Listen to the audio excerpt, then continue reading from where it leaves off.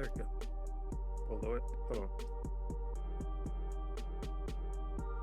Bless you. I like how as soon as I went live, or not live, but as soon as I wanted to start this, I just had a sneeze come on. You know what that means? What does That means someone's thinking about you. I hope so. All right. Mic checks. I mean, that was plenty of mic check, but yeah. All right. What it do? What it don't? What it is and what it ain't? It's your boy, Don Otaku, aka Don Solo, aka Solo the Don, aka Solo D Swaggy, aka the Dawn of 2026.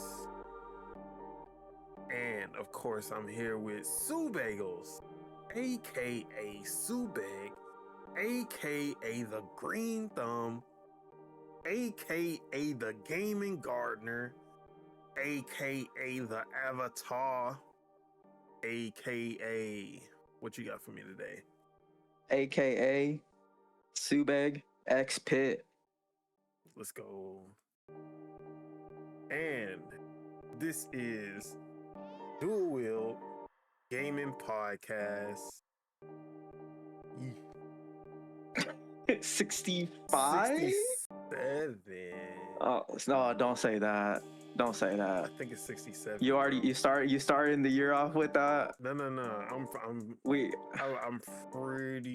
pretty sure 60. I thought we're past 6-7, bro. Actually, no. I lied. We had 63. 63? 63. Uh, We missed last week. no, we're at 64. We're at 64. Oh yeah, no, 64. We had Nintendo 64, guys. I was really off. That's a good one. Or Wario 64. But yeah, man, a new year, same old crew. Yo. But what it do? What go down? What you been up to? How the year treat you? Literally the same shit, man. Doing the same stuff. Working out, doing my breathwork stuff. Yeah, man. Trying to play some more games. I'm definitely trying to beat more games for sure. I was thinking about it last time. I was thinking about it last night because I was playing just whatever I was feeling, and I was I should spend more time. If I drop or if I put down something and I go to work, I should come back and I should just pick whatever I was doing back up instead of trying to find something new, you know. So I think that's something that I could change for sure. But other than that, I'm good. I just want to be more focused when I'm playing, because sometimes I'll play something for 5-10 minutes and I'll be I'm not really feeling it, but I really should give it an hour until I say oh, I'm not feeling it, you know. But I'm good. I'm good. What about yourself? Man, I've been chilling. Yes, Been sir. having a good time. Just been hanging out with my girl, and That's what's up. I've been replaying. Replaying, or I guess one of them isn't really a replay because I literally play it throughout the year. Mm-hmm. But I did go back to one of my all-time favorite games, which I'll talk about when we get to that section.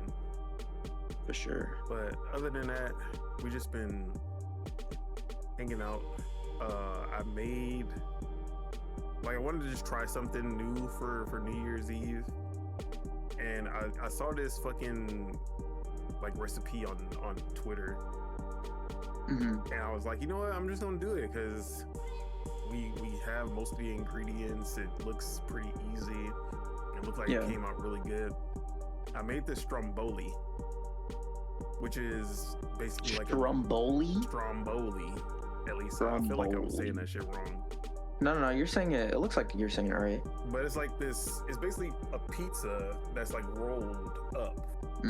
That actually, this looks good. like you cut it into little slices and then you dip it in the sauce, bro. That shit came out A1. Like sushi pizza. I put a little bit too much salamis on, like too much salami, and it got really salty. And I had the wrong salami. I should have got the Genoa, but I didn't have that on hand. I had like. What kind of cheese did you put? Mozzarella. You know, mozzarella. Okay, that's good. That's good. Very mild. Very classic. Yeah. But it came out pretty fucking good, bro. Like, especially for the first try, I was like, oh yeah. But it was super easy. Did it with like it was finished within an hour. It was a great little meal that we had. But we still got leftovers from fucking Christmas also. But I just wanted to try something. Hell yeah. It's good that you tried it, man. You making it again or what? Oh yeah, for sure. Nice. Definitely going on the list. But other than that, though, we were hanging out. We played Fortnite to see the what do they call it when ring in the New Year or whatever the fuck. Every hour they would have the little fireworks and everything. A New Year celebration. Yeah, I don't know. So yeah. Oh, and I also they added fucking Samuel L. Jackson from Pulp Fiction. I forgot his character. Oh yeah. And I ended up getting him because it was too good to pass up. Mm-hmm. But yeah, that's basically all we did. Besides maintenance coming and fucking up our place and all kinds of shit. But that's basically it. But with that, let's get into what we've been playing. Sure. And you know, I'll actually start because I really don't have that much. So as you can see on the screen, this was the Fortnite gameplay from yesterday, and still Fortnite, still loving this season a lot, bro. I love when they have the ice because whenever you're fighting enemies on the ice and you're just sliding around, that shit is fucking hilarious. Mm-hmm. I was attempting to try to emote and slide onto a ramp and try to like boost off, but like every time you hit the ramp, you would just stop. It was terrible. I was like, damn it. But yeah, we were having a lot of fun yesterday on Fortnite. We did not get a dub to ring in the New Year. They were whooping our ass. It's okay. There's still time. Let me see if I can actually bring up the clip where the New Year's celebration happened. Oh yeah, right there. Yeah. But it was cool. Like, we were literally getting off the bus. We were jumping, or actually I think it was the surfing one. But we were literally in the air when the celebration happened. So that was cool. That's good. But yeah, man. Other than that, though, I've been replaying 2 games. One on my PC, one on my phone because I have to emulate it. Obviously, a very legal copy, of course. No. It's a very legal Nintendo, please. But anyway. Well, it's ethical because you've bought the game, right? Oh, yeah, so it's ethical. I don't have the hardware anymore, but I still have. Exactly. So, man, it's on the company because they don't provide you a way to play it now. So it is what it is. But the first game is a game I talk about a lot, but I usually don't put footage up because it's not an interesting game to watch.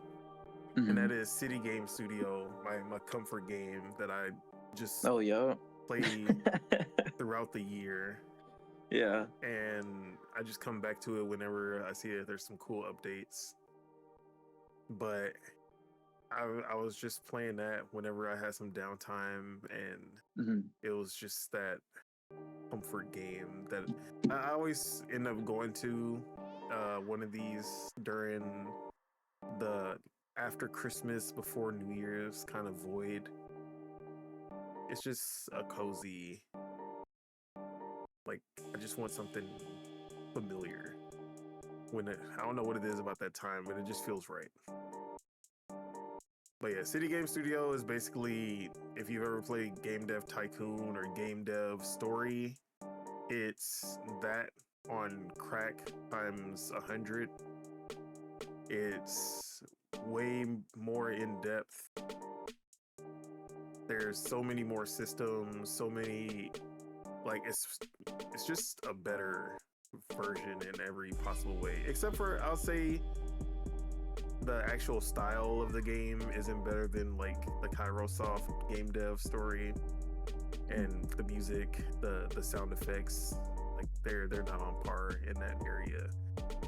But when it comes to the actual management and systems, they're like leagues ahead of any other Tycoon game I've played. Actually, I feel like I have not come across any other Tycoon that is as good. Mm-hmm. Maybe cool. not including something like City Skylines and shit like that. I feel like that's another level. But like when it comes to the, Zoo Tycoon, Game Dev Tycoon, those type of games, I feel like this is like the peak. And it's one developer. But shout out to City Game Studio, always holding me down. But a classic, one of my favorite games of all time, and just replaying it again in 2025 really just drove it home how much this game means to me. And that is Fire Emblem Awakening. The best. I feel like you've talked about this game multiple times this year. Well, I brought it up because I got my phone, and that's basically the reason that I like, honestly, this is like the sole reason that I got this phone. Yeah. Because I was like, man, I tried playing Fire Emblem Awakening just on the regular phone, and it's just like, bro. Yeah, no, it's not it. Like, playing dual screen on this is not gonna work. Yes, bro, it's not it. And for sure. Like, I don't know what happened to my 3DS. That shit just disappeared off the face of the earth. Bro, you seen how much they cost now? Bro. It's ridiculous, bro. So, the first thing I did when I got this phone, I got my very legal copy of Fire Emblem Awakening and the Citra emulator, and bro, that shit has been so good, bro. Like, Fire Emblem, like, I love Fire Emblem Three Houses. Definitely, if you want a more mature, darker story, Fire Emblem Three Houses has that for sure. Mm-hmm. But Fire Emblem Awakening is the peak of that franchise. The peak of SRPGs in general. Like, I don't think there's any strategy RPG that even comes close to it. And it all has to do with sex, bro. Like, that's funny. The sex is the reason that the game is so good.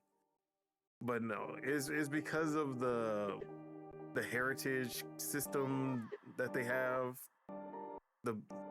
I call it the breeding system, but it just sounds wrong when it's humans.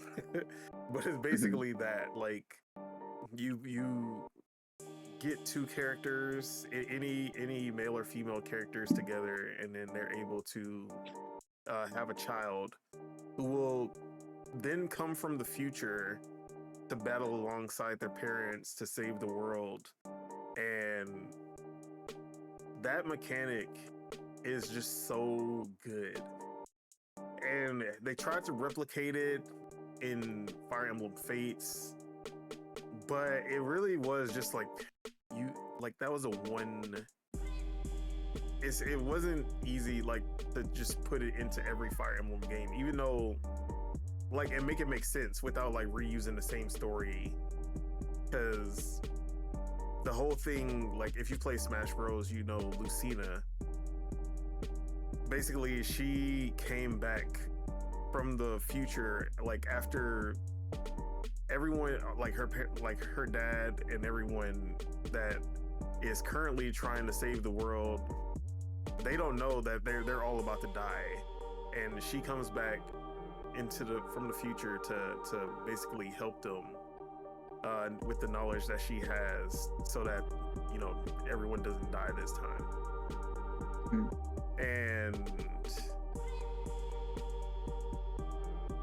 like that's the only reason that they're able to do that. But if they try to do that with every Fire Emblem, it will literally be the same story every single time. So I understand why they haven't done that mechanic, but the mechanic is just so good to not come back, because it's like the ultimate min-maxing when it comes to like putting the characters together, but also just the chemistry between the characters is usually like really good. It's like just seeing what do they call them? The little sub stories, the cutscenes that they have with the two characters whenever their relationship goes up.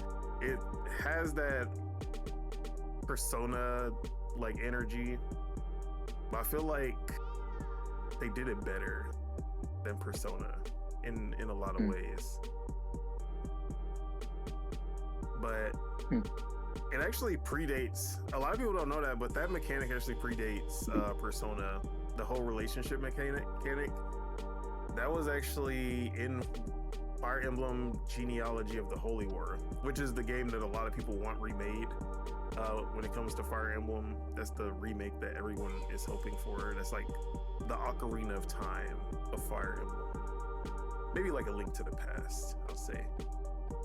But that one introduced like the relationship mechanics and romance and all of that before Persona did, before a lot of these RPGs that started to do that afterwards. Nintendo was one of the forefronts in that when it comes to RPGs. But yeah, Fire Emblem Awakening, if you haven't played it and you can find a very legal copy of the game to play it, I highly recommend it. Even like it still holds up today. The writing, the characters, still my favorite cast of characters in a JRPG. Like I love Chrom, I love your created character Robin. That was the first time you actually created your own character. I love the created character. I love the whole cast. Like everyone was just so good. But yeah, man, Fire Emblem Awakening, that's been, I'm probably gonna replay it like the full. I think I'm gonna end up finishing the game all over again. Yeah, and I'm looking on eBay. The game's not expensive. You can get it for $39. So yeah, that's not bad. But the console's expensive. Of course. But yeah, Fire Emblem Awakening, bro. I need a remake, or even if it's not a full remake, I want a 3DS like a port, kind of like how they did Luigi's Mansion 2 HD. It don't gotta be fully remade. I just want to be able to play it on the Switch.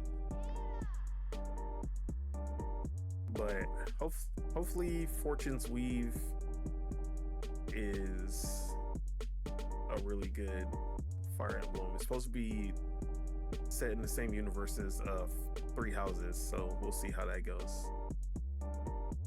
But that's really it for me. That's it. Okay. Make sure. Sometimes I'll be having some footage and I'll be forgetting. Actually, I did try to play something new, but this was before Christmas. So I got Tainted Grail, which is this kind of Skyrim, Elder Scrolls-esque game about King Arthur, RPG, first person, third person. A lot of people were saying that this was the Elder Scrolls 6, or this was the Avowed Killer back in the like early on in the year, and I remember Maddie praising this game a lot. And even though it was like broken as fuck at launch, but people were still like, yeah, if you get past how broken it is, it's a great game. But it seems that they fixed a lot of the stuff that was going on at launch. So I was like, you know what? I've been wanting something like this. Let me go ahead and pick this up. This game sucks. That's the tweet. Now it didn't suck, but I did not enjoy like the beginning sections of the game that much. Very Oblivion. You start off in a dungeon and you're trying to get your way, like work your way out of it at the start. They definitely do not handhold, like there is no hand holding at all. I ran into an enemy. I hadn't even picked up a weapon yet. Like they didn't even, you know, you usually get a weapon and then you find the enemy. No, I found the enemy. I did not have a weapon. He killed me in like 3 hits. I was like, bro, am I playing Dark Souls or am I playing Elder Scrolls? I don't even know what I'm supposed to, like, I did not enjoy my time dying repeatedly, trying to figure out how do I get a weapon before I reach the first enemy. Am I supposed to run? Like, I picked up a pickaxe. That shit did nothing. Shit was doing no damage. But I'm gonna give it another chance. Maybe I was just not in the right mind state at the time, but I played it for like 20 minutes and I was like, yeah, bro, get me the fuck out of here. And then this was also from last week, or the week before last, when we skipped the last episode. Star Wars Battlefront 2. Me, my girl, and my friend Will, we all got Star Wars Battlefront 2 and we were playing that together. That was a lot of fun. But really not much to say as far as that.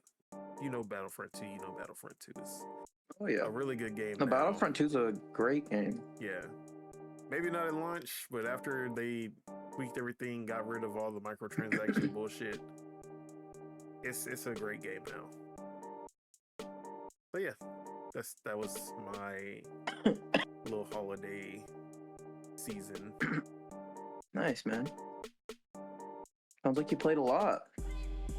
Yeah. I say like 90% of my time really went towards Fire Emblem and City Game Studio, and then I put a little 10%. Well, I guess Fortnite, but I don't count Fortnite anymore. It's always there. Yeah. But what you been up to? What you been playing?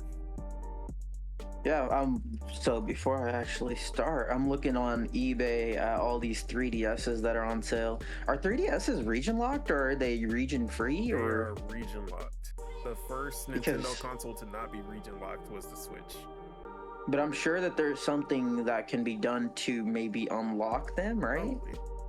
Because this guy is selling, he has a 99.7% positive rating and he's selling a bunch of 3DSs and he's saying region free. But the thing that actually strikes me, or the thing that like jumps out to me, is how many different 3DS variations there are. Dude, there was the 3DS OG, like, what is this? The 3DS XL OG, the new 3DS, and then the new 3DS XL, the 2DS, the 2DS XL. Yeah, there was always. Dude, what is there an LL version? Because this guy's selling an LL version. I think that's the regular, I believe. Because no, it's like it's bigger, but it still has the 3D slider.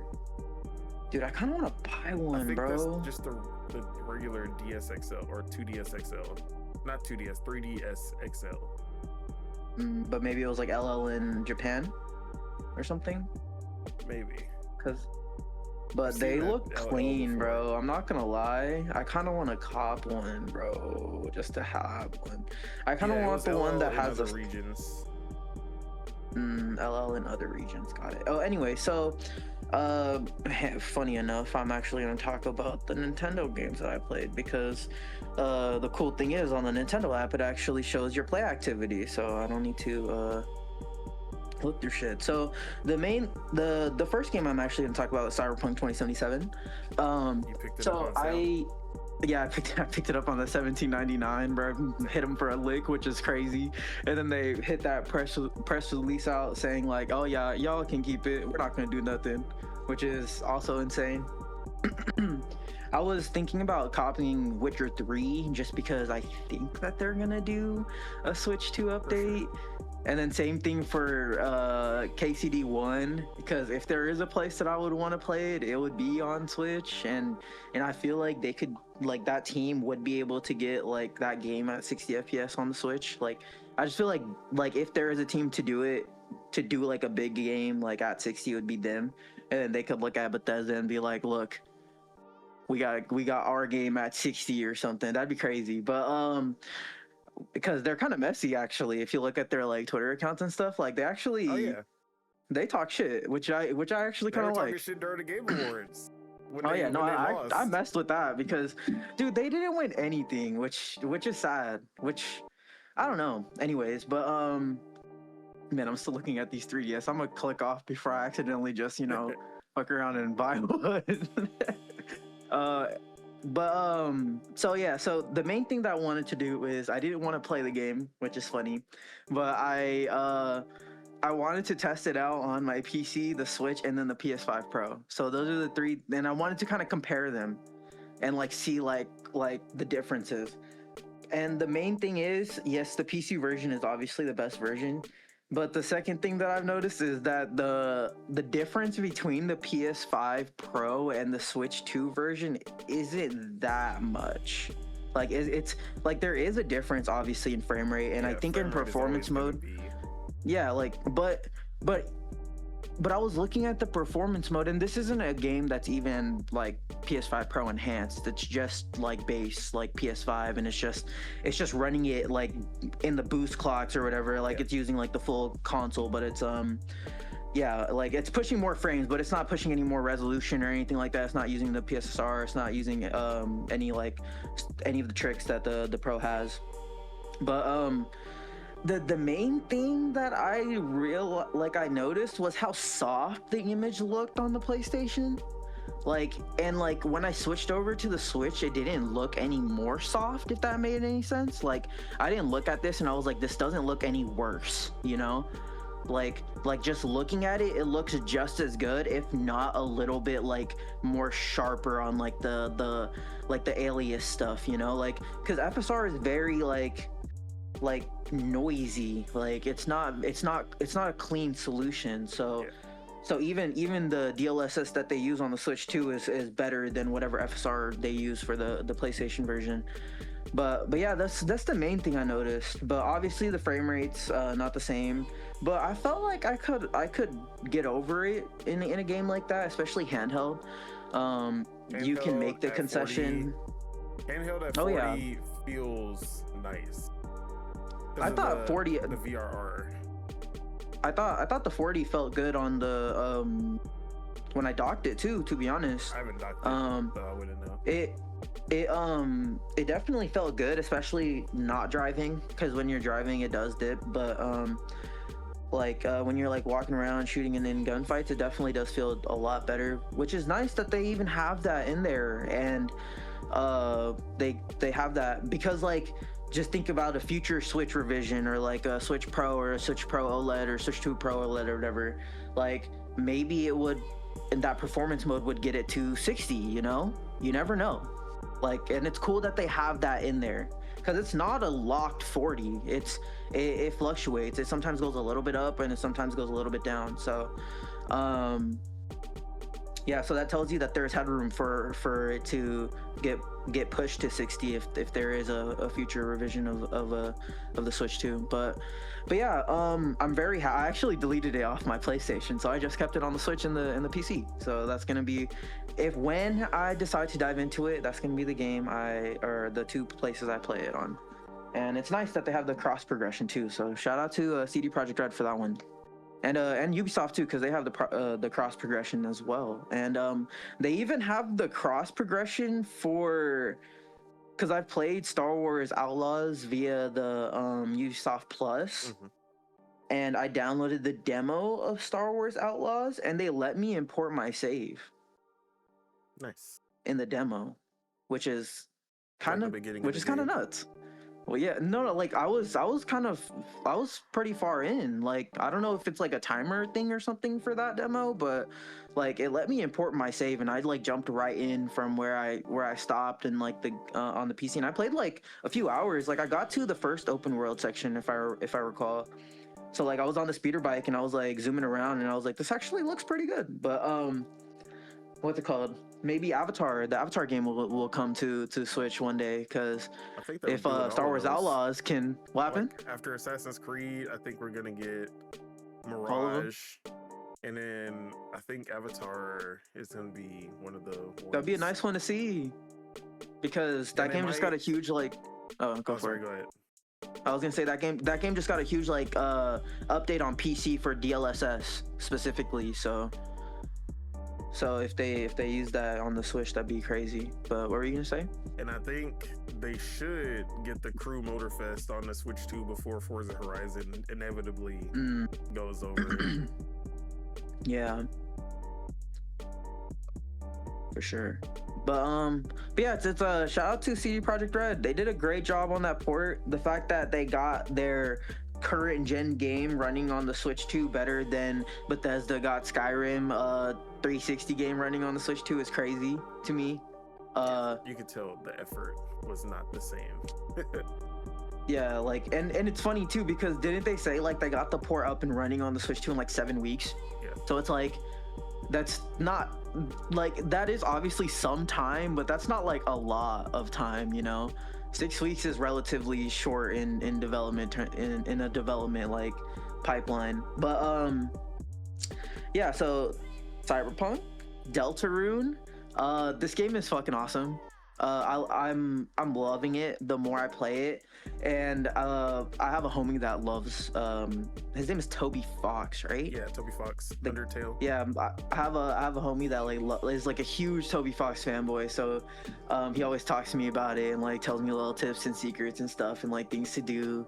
And one day I actually hooked up my Elgato just to stream me playing it in the Discord. And I was just streaming it to the Discord, and the homie was like in there and just chilling, and he was like, bro, this is awesome. He was playing XCOM, and he was like, bro, I'm gonna stop playing this and I'm gonna watch you. And I was like, fuck yeah, dude. I was like, that's awesome. But I'm in chapter 2. Each chapter, I think the length fluctuates. Like the first chapter is obviously a tutorial, but it took me like an hour and a half to get through it. My homie's telling me the second chapter is definitely the longest one out of the 4 that have been released, or the one that you can spend the most time in. I'm talking to everyone, interacting with everything. It's very old school in that aspect. Like everything has like something, like some form of dialogue or something to say. And I'm loving like the fact that in the combat you're not incentivized to actually attack them. Yeah. You know, you want to talk to the enemy, which is very like, it reminded me of Metaphor or like Persona a little bit, you know. It had that tendencies, and then the same thing with like you're like going into like a TV like dark world thing, and then you're coming out of it and you're talking to everyone in the world, and it's like it's playing around with that. So it's very like Persona like in that aspect too. And I like how the music is so like ethereal and stuff, and it's just so good. It's just so good. Highly recommend it. Definitely throw the homie Toby a bone, because the dude's working hard out there. He's making some great games. You know Nintendo's his favorite company. Oh yeah, we already know. Yeah, he loves Nintendo. Undertale is very inspired by Earthbound, so oh yeah, sense. Earthbound and Mother and stuff for sure. Have you played Undertale? I've played Undertale, yeah. Okay, but I'm guessing you didn't finish it, right? No, I beat it. I platinumed that game actually. Okay. Yeah, back in the day. I just didn't know if you actually like. Okay. I don't really remember too much of it, but I do remember liking it a lot. And there is characters in Deltarune that are from Undertale. So. Yeah, I've heard that. But yeah, that like the ending. If you haven't been spoiled for Undertale, is one of those ones that stick with you for a long ass time, which is why that game is so beloved, because it's like you don't know until you get to the end, and then you realize like, oh, I fucked up. Yeah. Like, and that is one of those, like, when I always say I hate narratives in gaming that are just trying to be movies. When I say I want a narrative that you can only have in a video game, Undertale is the perfect example of that. Like, that is an amazing story that it would never work in a movie, it wouldn't work in a book, but as a video game, when you get to that ending and you realize what you've done, you're just like, fuck.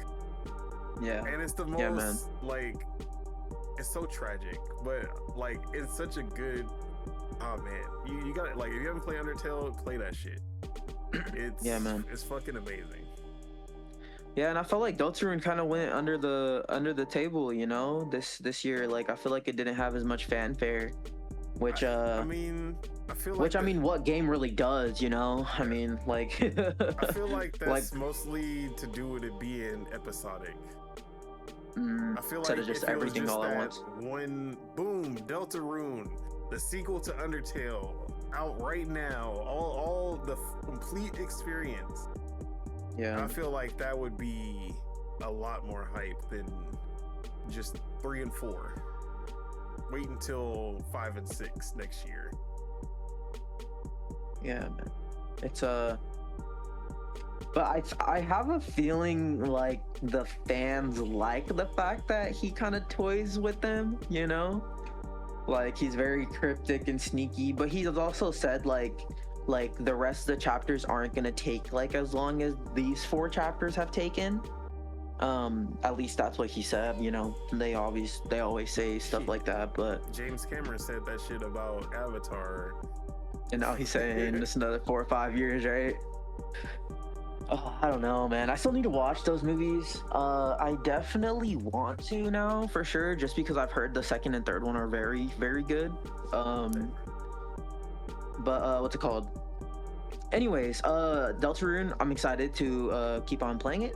I'm very happy that I have it on the Switch, so I can play it wherever, which is very nice. Inherent play anywhere, which is great. What's it called? So I've played that, and then a new one, which isn't new, obviously we've talked about it, but it's Ball Pit or Ball Pit. It's, you can say it like either or, right? Or we pronounce X's over here. It's okay, Hunter so X Ball X Hunter, Pit, Ball X Pit, Damon X Machina. You know, we not doing this silent X shit. Or I agree. And the X is and we're not doing none of that shit either. Yeah, no, I like saying, you know, the Hunter X Hunter. Like, I feel like it gives it something, you know. But anyways, so I've been playing Ball X Pit. I've been playing a lot of it, actually. Kind of addicted to it. It's very, very fun. It's exactly what I thought would happen. Is I would play it and then I would just be like, yeah, this is what I want to play now. Which happens every now and then for random games, like Balatro, a very famous one for me, because I was stuck on Balatro for like 6 months. I wanted to platinum or 1000% or 1K that game on Xbox, but I stopped after just getting like absolutely fucked over and over again, and I'm like, nah, this is messing with my mental, so I'm gonna stop. But this is definitely not as hard as Balatro. It's definitely not as challenging or as I would say it's not as rewarding either, honestly. Like, it is rewarding, but it's not as rewarding as like winning a run in Balatro and stuff like that. But it's very cozy. It's very fun. I like how each I guess I could describe it a little bit. So you can manually shoot the balls, but it's like a top down, like like a auto battler type game where you're like shooting your balls off the walls and you're hitting all the enemies and stuff, and the enemies. I know it's a it's for the ball and gun gamers, bro. This is peak ball and gun gamer. And the ball is also a gun. What more could you want? Facts. This is literally peak ball and gun. But yeah, man. I just so you pick. So you just start off as the first character, and each character has a different starting weapon, and it's very Vampire Survivors in the fact that like you destroy the blocks and you collect like the gems, and then you level up, and then you have like passives and actives that you can pick when you level up and stuff, and yeah, and it's like you're trying to, what's it called? So each level you progress via like just battling, right? And if you keep on going, you start fighting the bosses. And I think each stage has like 2, and then there's like the last boss, which comes out around like 15 minutes in the stage. Like you can see it on the bar, it'll be like 3 notches, and there's 1, 2, and then the final boss. Yeah, exactly. So it's like yeah, you see the little meter progressing on the right side. Yeah, it basically replaces the timer that you have on Vampire Survivors, where instead of the 30-minute timer, you see the progression of the stage. Exactly. But the thing that I really like about it is like the tempo, where it's like you can really feel when you're doing good. Like you're on like the upper half of like the stage instead of the bottom half and struggling, and like you're like killing all the blocks and stuff, and sometimes like you get like that bonus where you destroy all the blocks and you get like that gold bonus or whatever, and it feels hella good. And then there's times where you're literally on your back foot, you're all the way at the back, and you're just struggling trying to get all of the blocks while collecting all the gems and stuff like that. So I really like how like the tempo is like shifting back and forth. That really pulls me into it. And then like the upgrades, and like when you really start getting like powerful upgrades, or like the synergizing like the weapons and stuff, and you can feel like, oh yeah, like I'm starting to wreck these the enemies. But yeah, the game is so good.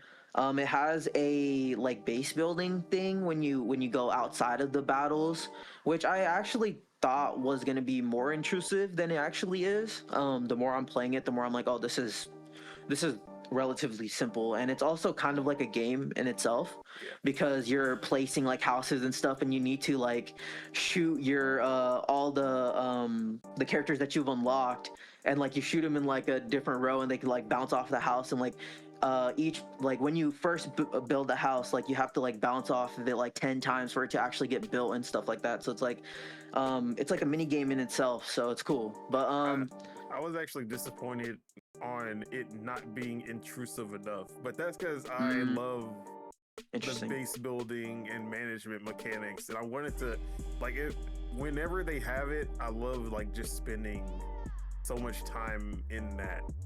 But since they're like, oh yeah, you get 1 shot, and then you can't really do shit after that. I'm like, bro, I want to keep building my base as much as possible. Let me keep building my base. They're like, no, go play the fucking game. Like, I don't want to play funny. Shit. I want to fucking. Well, you can trick it. I've done that. There's a couple times where I wanted to upgrade something, so like I did the thing and I didn't maybe I didn't line up like the shot enough, or like I didn't place it correctly. So it's like I need like 4 more bounces from the characters. I just go in, just die real quick, go back out, and just do it. So it's like there's a way to kind of like trick the system, but yeah, they don't incentivize doing that. You kind of like are like just play, come back, do it. If you don't, it's fine, go back, play. But it's cool that you can unlock zones and stuff. You can make the thing bigger. You can make your little like hub area bigger, and you can place like the things in like where you need them and stuff, and where it fits. And it's just very like organic progression, and I like that. So it's like you place down, like you need material, right? And like you place down like the little farm or whatever, and like you can have the character like shoot off of it and you collect it, or like you can build something where it like manually like collects it, and you can like place like the farm around the like the little like the placement thing that you put.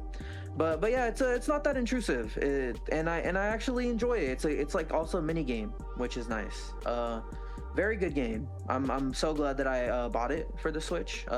I supported the team and stuff, and it's great. It's a great port on the Switch too as well. When you dock it, it runs at 4K 60, and then if you play it in handheld, you get the 1080p, but it's like around like 90 FPS. I think it tops out at 90 FPS, which is really nice, and it looks really sharp on the handheld as well, and it looks really sharp when you dock it. So shout out to the indie developers that like, you know, are really utilizing the Switch and its capabilities. I'm supporting through Game Pass, but I have played through the cloud a few times, and it's been a good experience for that too. Nice, that's good. One thing I do wish is that they would allow you to, like, if you're playing through the cloud, I know it's like, I don't know how they would actually do it, but I wish it could detect if your phone was vertical, and then you'd have like the actual vertical, you know, like have a vertical view on your phone. That would be so cool. Yeah, it actually does seem like a phone game to me, in a sense. Like I feel like they could make it work. If this went to mobile, I would definitely get it. Cause like I could just see like moving your character around with like your like thumb at the bottom, and like it could just auto shoot. Yeah. Yeah, it feels like a mobile game. I've played Vampire Survivors on my phone, and it feels really good. I've played Balatro on my phone, and that's probably my preferred way to play now. There are some games that come out, and it's like they're like console PC games, but they work way better as mobile games sometimes. Yeah. But yeah. Yeah, man, shout out to Ball X Pit. It's a fucking amazing ass game. I think I already have I think I have like 9 or 8 characters already.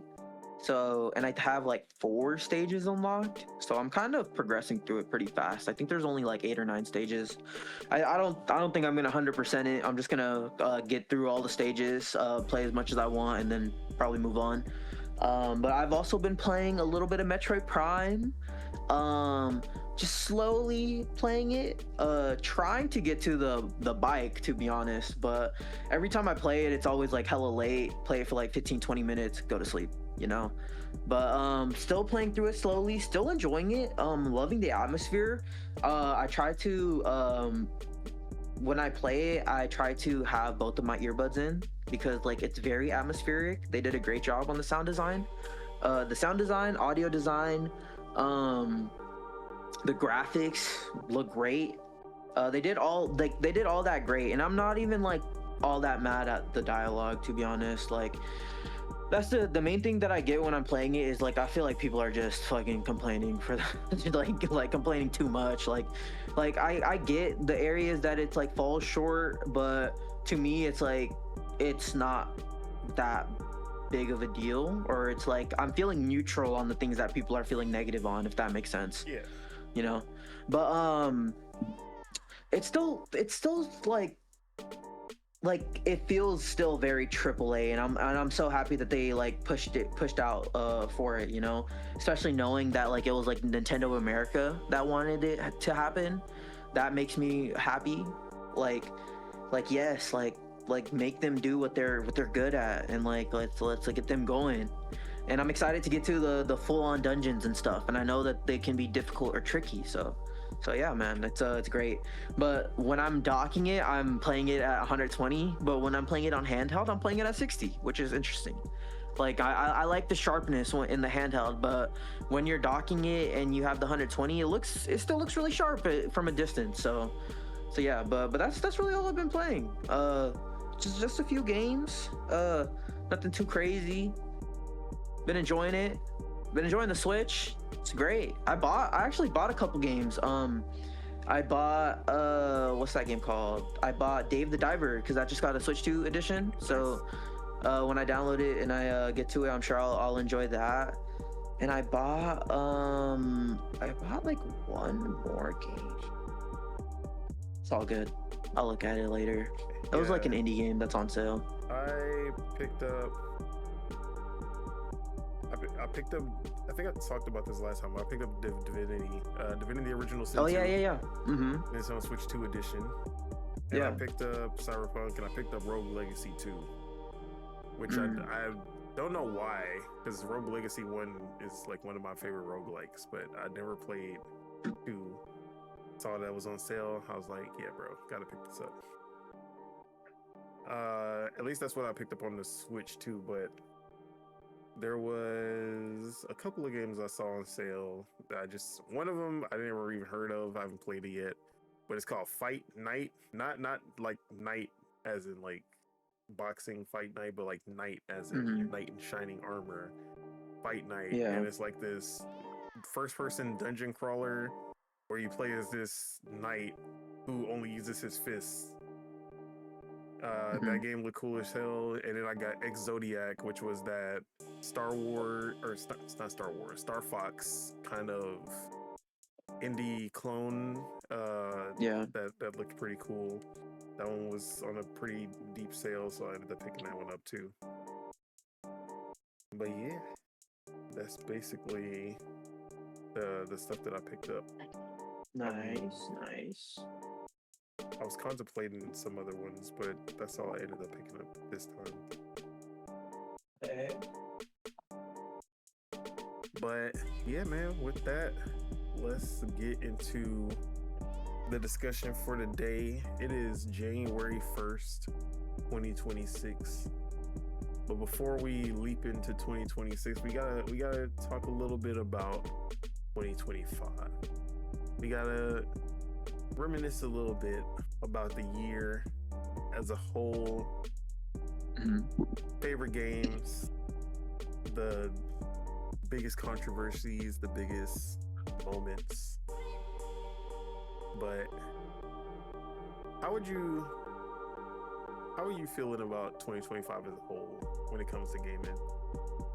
I thought it was a good year. I thought it was a great year, honestly, in terms of like the game releases and like how many releases we had, and like the cadence of the industry. Overall, I thought, like, outside of like the news, which was obviously, you know, bad, but like the games and all that, bro, you can't complain about all the games that we got, to be honhonest. So in terms of that, like, it was then you can complain about everything. Yeah, man. That's hella funny. But yeah, it was a great year. It was a great year for games. There was something for everyone. There was, I wouldn't say great AAA, but there was decent AAA. There was great AA, and then there was amazing indies. So it's like every segment of the industry kind of chipped in to provide, you know, what they do. You got the cool ideas, you know, from the indie side, and then you got like the AA side, which is like constrained budgets, but they are like literally like at the limit of what they can do with that budget. And then you got the AAA side, where it's like we got infinite money and we can kind of do whatever, but it's like we got to kind of constrain ourselves at this point. So it's like you got all of it, which is nice. Yeah, I'm actually definitely on the same page as you when it comes down to it. When it comes to the game releases, one of the best years that we've had in a while. Yeah. Probably the best of this generation. Maybe, let me see. I mean, I've basically been saying this every year since 2023. Like, 2023 was amazing. 2024 was even better. And I feel like 2025 kind of upped that somehow. Yeah. Although I don't think we had an Elden Ring or Baldur's Gate. No, not even close. But people want to put Claire in that, but it's not. I'm sorry, but it's not. Let them make it, bro. It's 2026. Nah, it's okay. I'm not gonna stop it. I'm not gonna stop it, but it's just not for me. You know what I'm saying? It's the same thing with fucking with Astrobot, where it's like everyone else can say this is the greatest fucking things since like sliced bread, but to me it's like it's cool, but you know, it's alright. But when it comes to the industry side, it was definitely as bad as it usually is. It's the same. Yeah. It just they keep upping the ante of like, oh yeah, layoff. I mean, I guess there wasn't as many layoffs as like 2023 and 2024, especially 2024 was crazy when it came to the fucking amount of layoffs. I actually think there was more layoffs in 2025. I actually, I don't think there was, but I did. No, I think there was, dude. But when it comes down to the studios that we lost this year, we had some fucking devastating losses. Like Monolith Productions, that shit still hurts. Obviously losing the initiative before they even put out their first game, put out Perfect Dark. Yeah, that was bad. That was bad. And then when it comes to canceled projects, losing Everwild, Contraband. Notice most of this coming from the Xbox side, but we'll get into that. Yeah, man. The ZeniMax Online Destiny style game that got canceled. Joe Romero, whatever the fuck his name is, his game that also got canceled under Xbox. Fuck. Yeah. And then he almost had to close down the studio. And then just the fact that, you know, we're going to get into that because we got a lot to say on each of the big three as well. Mm-hmm. But even on the third party side, like I said, Monolith Productions, we lost them along with Wonder Woman, which I was very excited as the next Nemesis System game. Nemesis System, we just gotta give up on it. It's gone. We will never see that. Like, we'll never see that in a game again. I'm very convinced of that, especially after this Netflix purchase. We are definitely never seeing a Nemesis System ever. It's not happening. Give up on it. You know, you can just pretend it never existed now. It'll be better that way. It never existed. What is the Nemesis System? Never heard of it.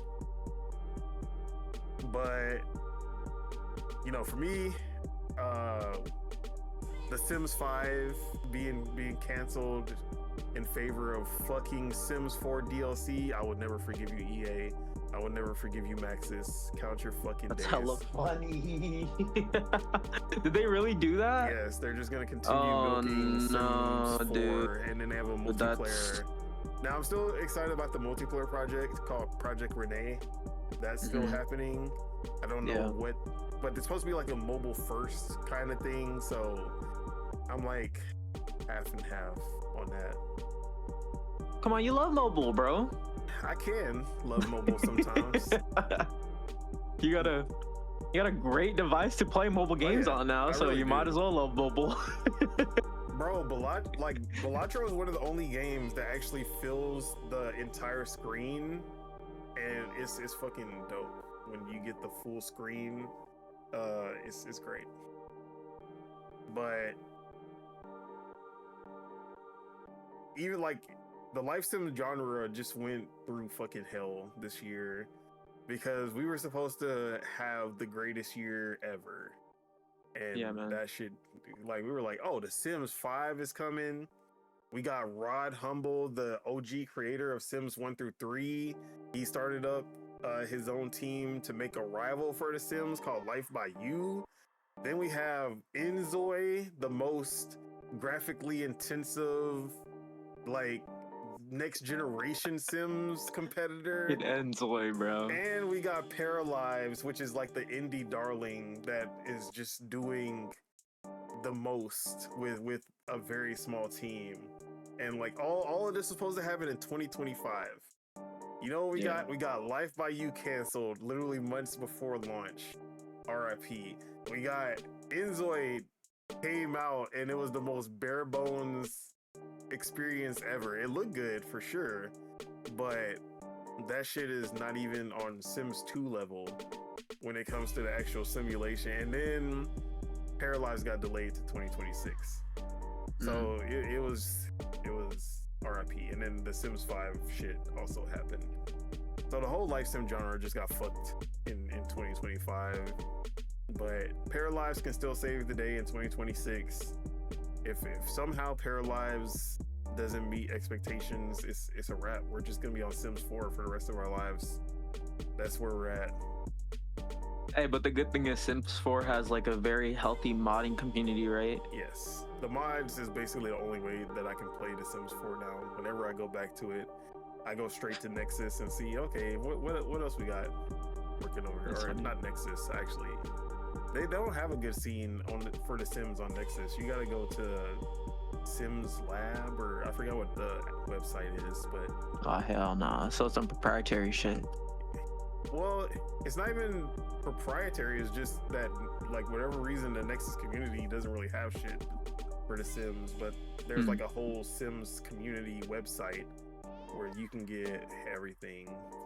Although it's a little bit more cumbersome than just like using Nexus Mod Manager and all that shit, Vortex. Yeah. But yeah, releases. Like I really can't complain about the releases in 2025 that much. Like you said, the AAA was like a B-. It wasn't like, oh shit, every AAA game coming out is like fucking amazing.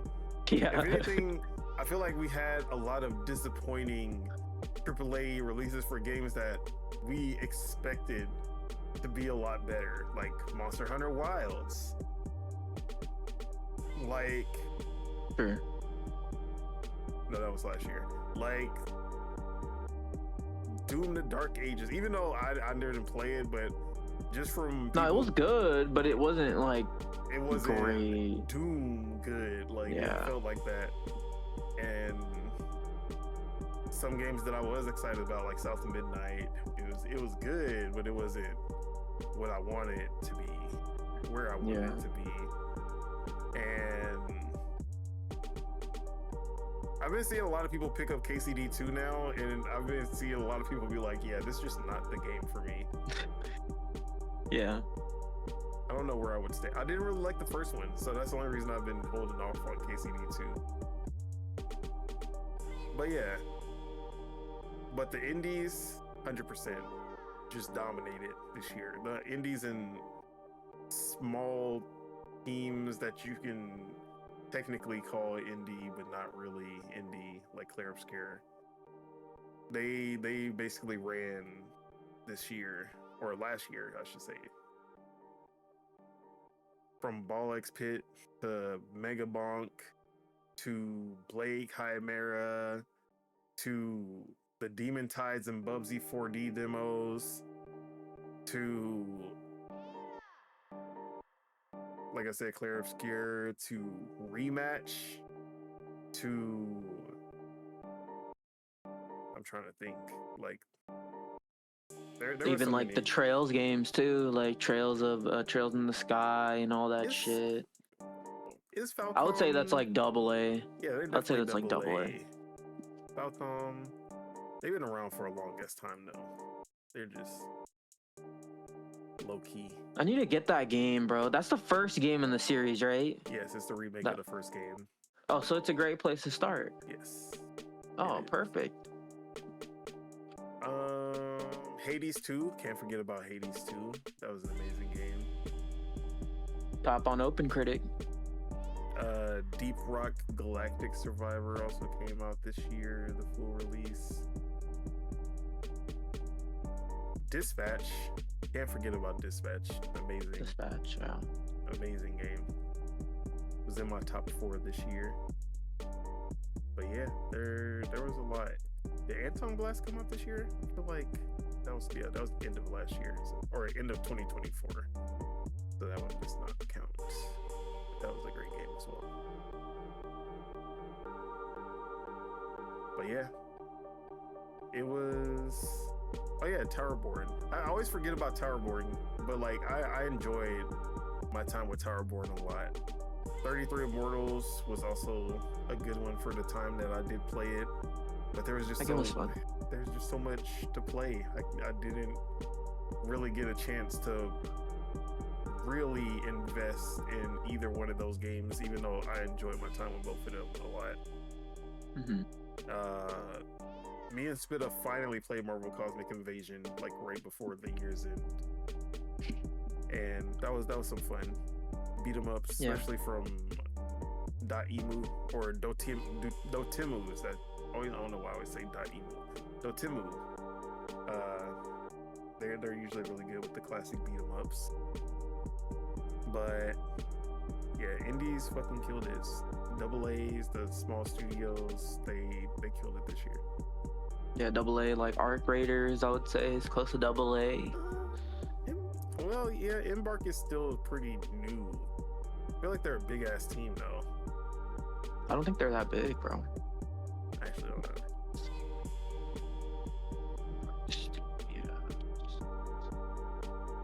Oh no, that's like 350 plus employees. Exactly. They're pretty. Ooh, that's big. That's a AAA team AAA to me. Yeah, no, that's a AAA team.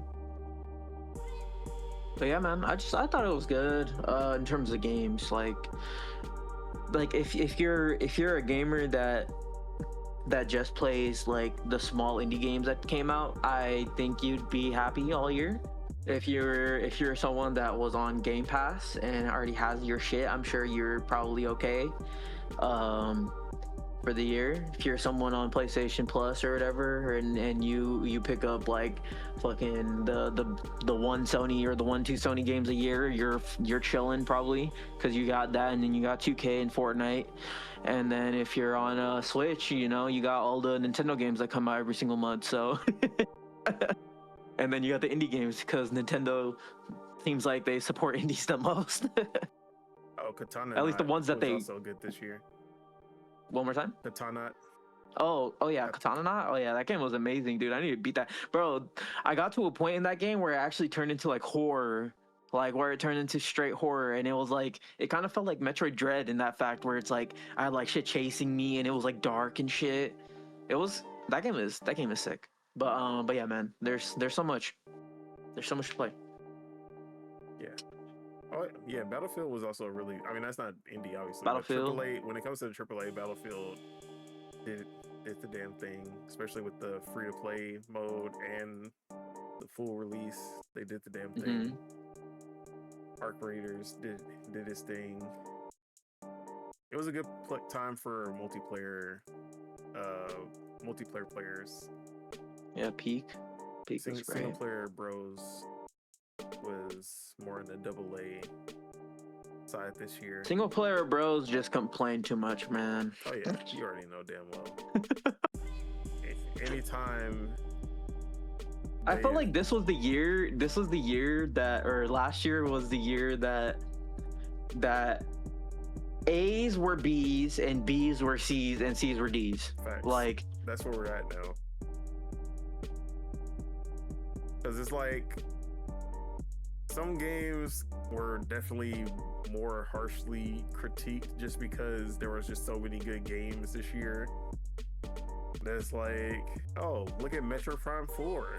It's just Metroid Prime. Like, we act like all the Metroid Primes ain't fucking 90s. Like, but it is what it is. But like I said, it was an amazing year for games, the releases, playing. But then you see the little dark underbelly of the industry, and it's a bunch of bullshit as usual. But we got our first big introduction of AI in gaming, which honestly wasn't even a conversation that much in the beginning. I mean, it was like concepts of a conversation in the beginning of the year. Like, I think this year was when we got like EA showing off, hey, look at this concept of what we can do with AI, and then Xbox being like, hey, look at our AI initiative that we're doing. Look at this Quake remake that we did in AI, and it looked like shit. Look at us taking Bleeding Edge from the grave to make this AI experience, guys. Look at what we're doing, and then everyone's like, bro, what is this? But like, the veil kind of broke on AI in the industry like right at the end of 2025. No. It broke with the Alters. I think that was the first game I remember it being.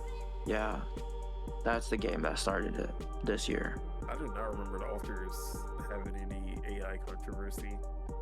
No, that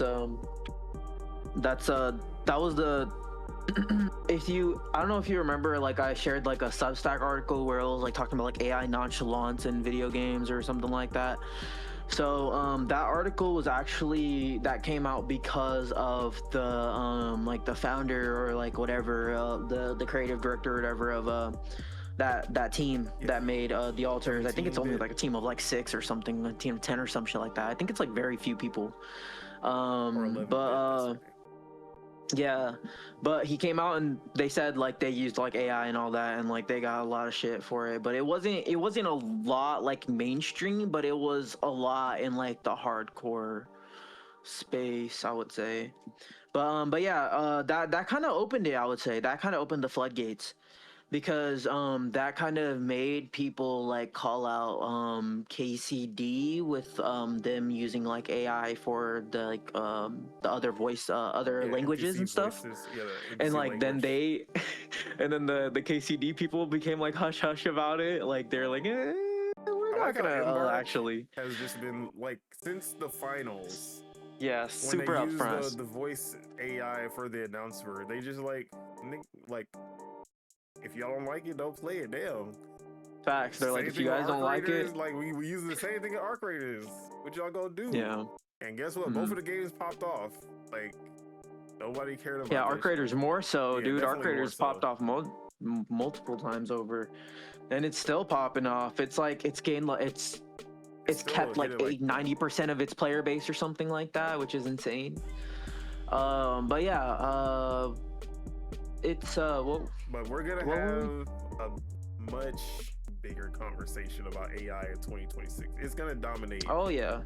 It's gonna dominate the conversation, and like Arcade was like he had posted something in the chat, and it was basically Legend of Zelda Gerudo Village music if it was Persona 5. And he like posted it because it was good. He was like, oh wait, this is AI. Yeah, I don't want to promote this. He's like, but I hate how much, like how good it is. And I'm like, bro, AI boycotters are gonna have a rough year in 2026. That's what I'm gonna. 2026 is gonna be a rough year if you are against AI. Like, yeah, because there's gonna be your favorite games are gonna be AI generated in some form or fashion. They're gonna have AI, and they already do. That's the worst thing. And I really asked him. I said, what will you do when it comes out that Sonic Racing Cross Worlds was made using AI? And he just said, I guess I'll just die. I think that's the remember when I was talking about like the well is way deeper than we think. I think that's the dirty secret, is that it's already everywhere. It is already everywhere. And like they're already using it, they're already in there. They're already implementing the AI in their development pipelines and stuff like that. But it's it's it's kind of that is the tradition of the games industry, is to push tech. So it sucks that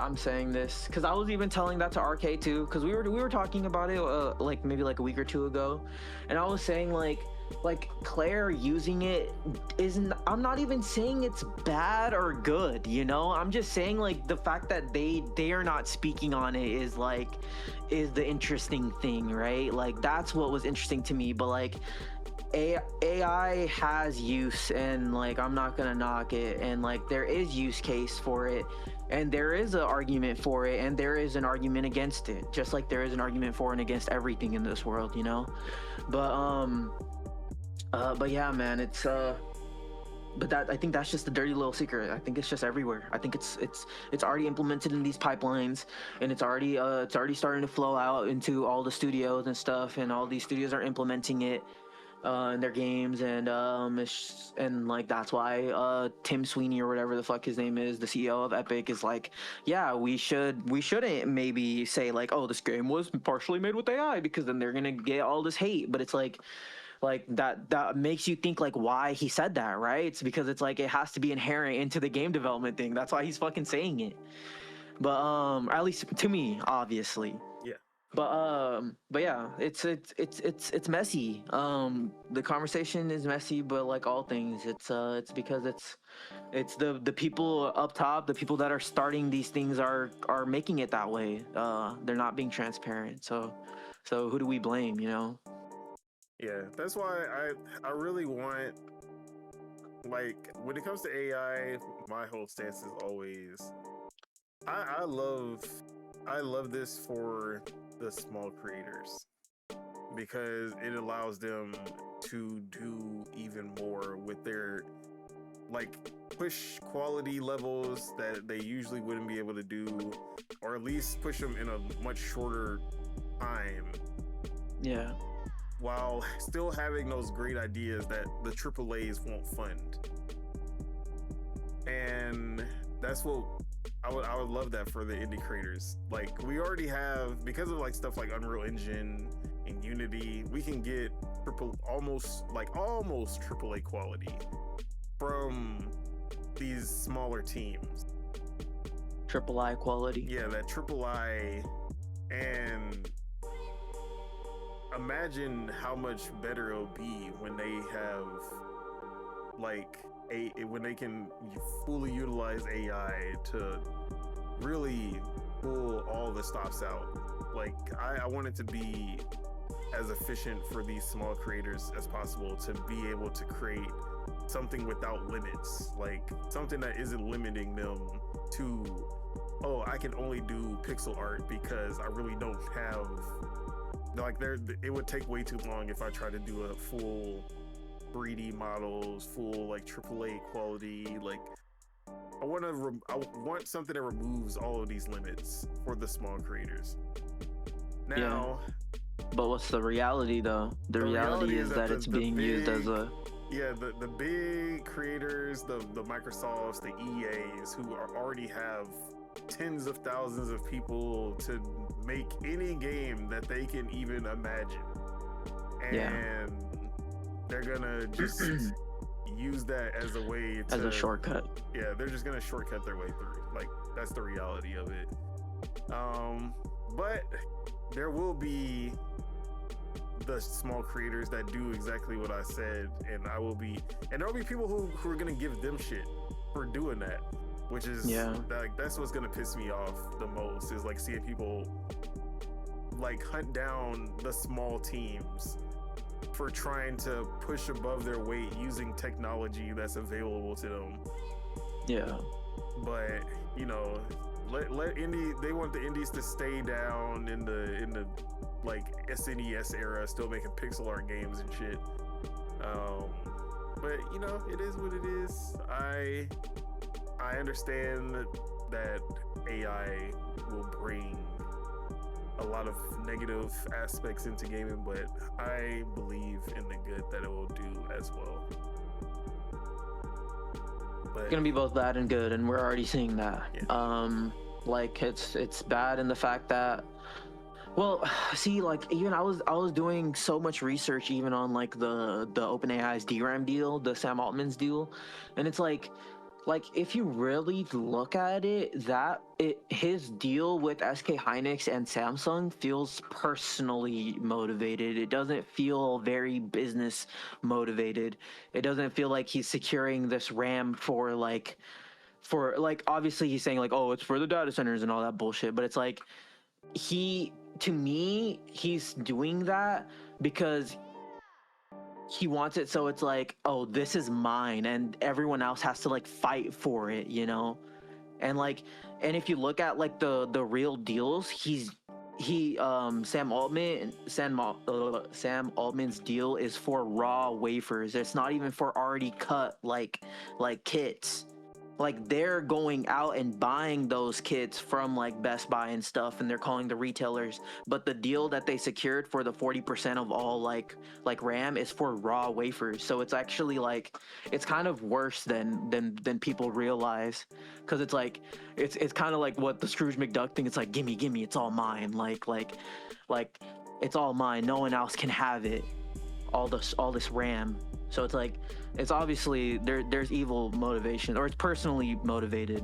There's some sort of personal motivation behind what he's doing, which is bad. Yeah. Well, I guess we kind of jumped the gun because we're still supposed to be talking about 2025, but we'll definitely be talking about. Well, that is 2025. AI.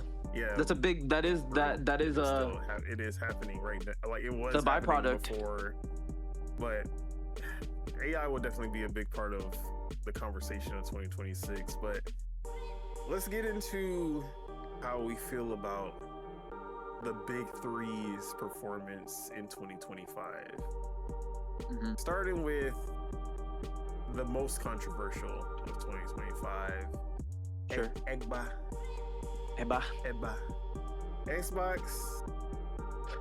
2025 was supposed to be the year of Xbox, the first year that they got the cadence right from the beginning of the year all the way to the end of the year. And guess what? They did that.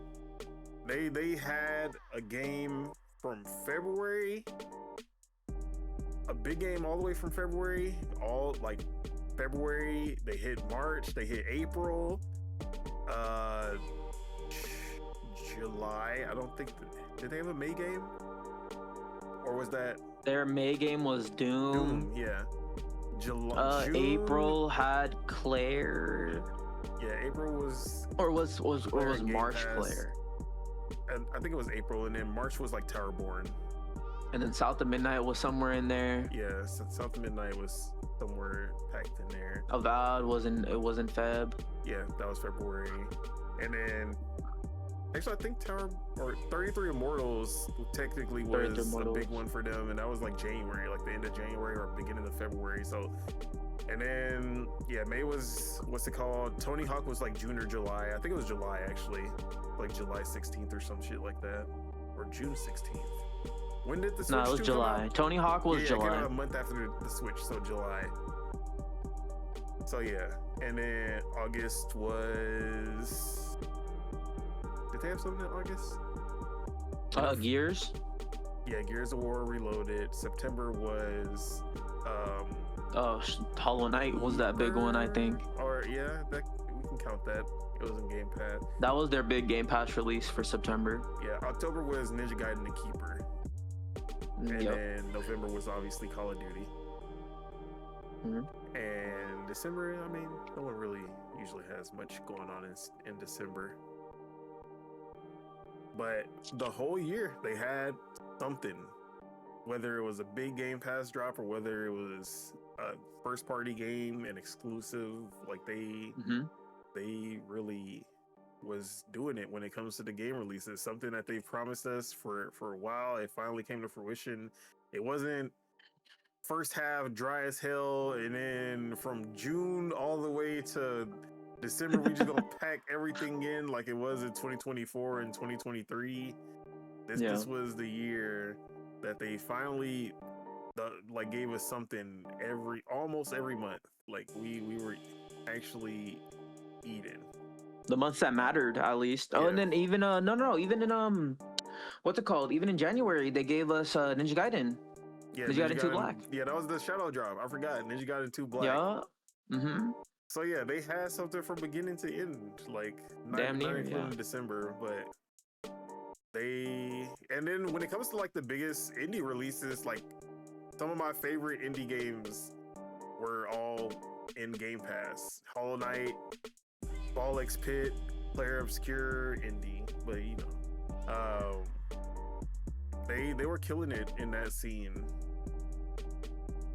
So big ups to Xbox for that side, their releases, their Game Pass drops, their cadence. Even although I will like, okay, I guess I'll make that a separate one. But like game releases, they killed it. Now some of them didn't hit the marks that I wanted to hit. Like we already talked about South Midnight. We already talked about Doom. Even Bro, Tony Hawk, I would argue none of them hit the marks. Tony Hawk remake. Yeah, I guess really Avowed. I feel like Outer Worlds 2 is really the only one that kind of people are like, this is actually like, really yeah, great. This is the one.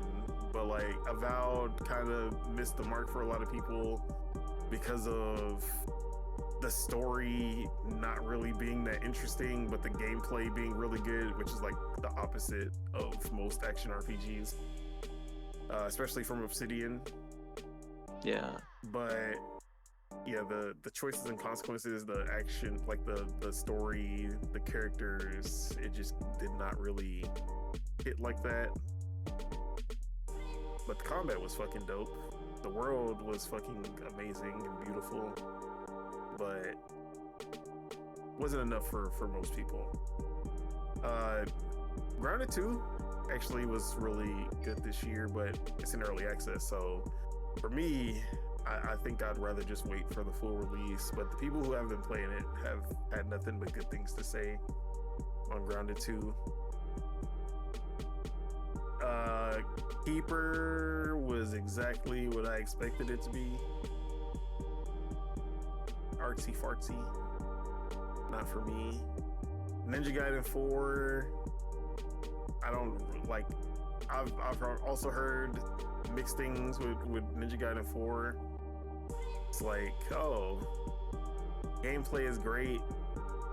Either it's like, oh, the gameplay is great, but the story was bad, or the gameplay is great, but it's not Ninja Gaiden. It doesn't feel Ninja Gaiden enough. There was a bunch of stuff along that line when it comes to Ninja Gaiden. But yeah, for the most part, they even the Tony Hawk 3 and 4 remake, which should have been a shoe-in, somehow they fucked that up too. So yeah, but it wasn't like any of the games were bad. It wasn't like a Redfall level, like what the fuck happened here. It was just like, this could have been better. Like it was almost there. It's just not all the way there. And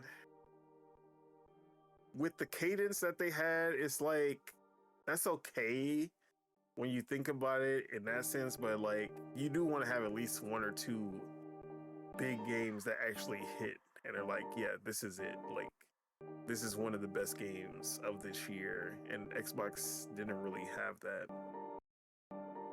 So other than that though, I feel like I would count their year as a success when it comes to the game releases.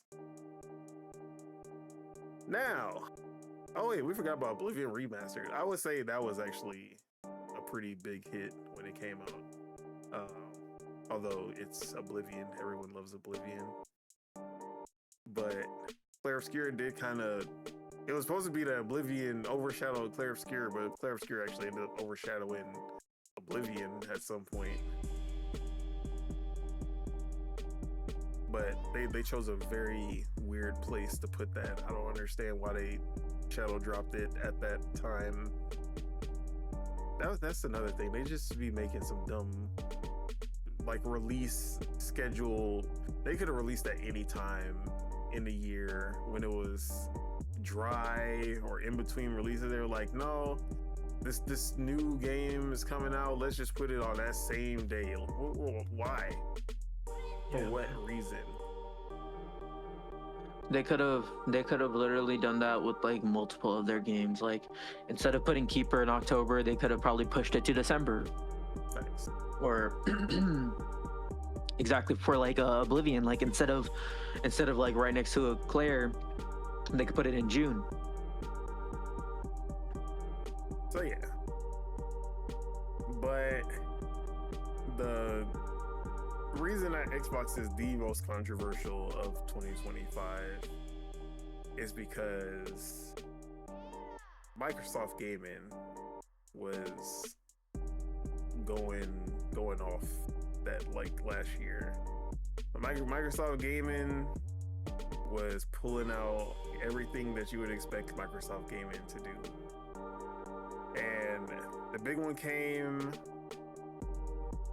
what was it, right after the showcase? Right after showcase, after June, we got the news of the Initiative closing down, Perfect Dark canceled, Everwild canceled, Contraband canceled. And that was the second round of layoffs, because of course they always have that like early year layoffs at the beginning. Although no studios were closed the first round, but yeah. So we had that one. We had the ZeniMax Online game that literally everyone who had ever seen it or played it had nothing but good things to say about it. We also had the John Romero game canceled. But we still have what game? State of Decay 3 is still alive. That's good. Clockwork Revolution is still alive. That's also good. We didn't hear anything about some of the partnerships that are still early, like the 100 Star from the Rocksteady developers. That one seems to still be intact. That's good. The People Can Fly project is supposedly still in the works. I thought they had layoffs though, no? Yeah, People Can Fly do have their own layoffs though. But I feel like the worst part about the whole cancellation of games thing is that it affected their partners even more so. Like Avalanche is on their fucking last leg now because of the cancellation of Contraband. Like I don't think Avalanche will make it by the end of this generation, like, which is crazy. Even what's it called? Crystal Dynamics had to have fucking layoffs because of Perfect Dark being canceled. Take-Two tried to save it, and Xbox wouldn't even give them the damn IP because they actually believe that they're gonna get a Perfect Dark game out at some point. Like, what the fuck is wrong with them? But even that, it was they're trying to push AI, but in all the wrong ways, you know. Copilot for gaming, like, no one wants Copilot. Have you used Copilot for gaming? Because that should be popping up on my game bar all the time. Oh no, like, I click it off. I exit it out. I was like, who are you? What are you doing here, sir? Thanks. So they're really making heavy pushes into AI, but nothing that benefits me yet, at least. I haven't seen anything that is like the cool uses of AI. It's all the nonsense uses of AI that I've seen from them. It was... Hey, I'm gonna use the bathroom real quick, okay? Yeah, go ahead. It was their... What else did they do this year? Now I'm forgetting. It was the delays of Fable, which was supposed to be 2025. That was supposed to be their biggest game, 2025. But that was obviously moved back to 2026 and is now their biggest game in 2026 because they really don't... I don't think they have anything as big as Fable. Gears E-Day is up there, but I think Fable is definitely the game for 2026. Unless Clockwork Revolution comes out, and then it's gonna be a different story because that Clockwork Revolution looking crazy.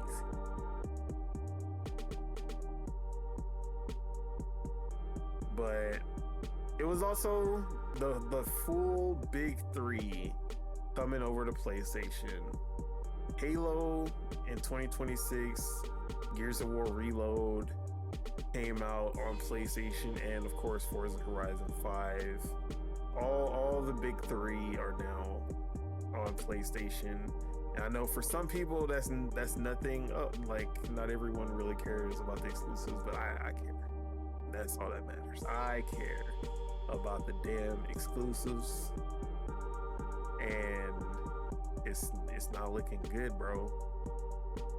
But yeah, they got, oh, of course, the price increases. How could I forget? The console price increases, raising almost 50% for the 2 terabyte Galaxy Xbox. We had the fucking consoles going up at least $200, going from the Series S all the way up to the 2 terabyte Series X. Disgusting.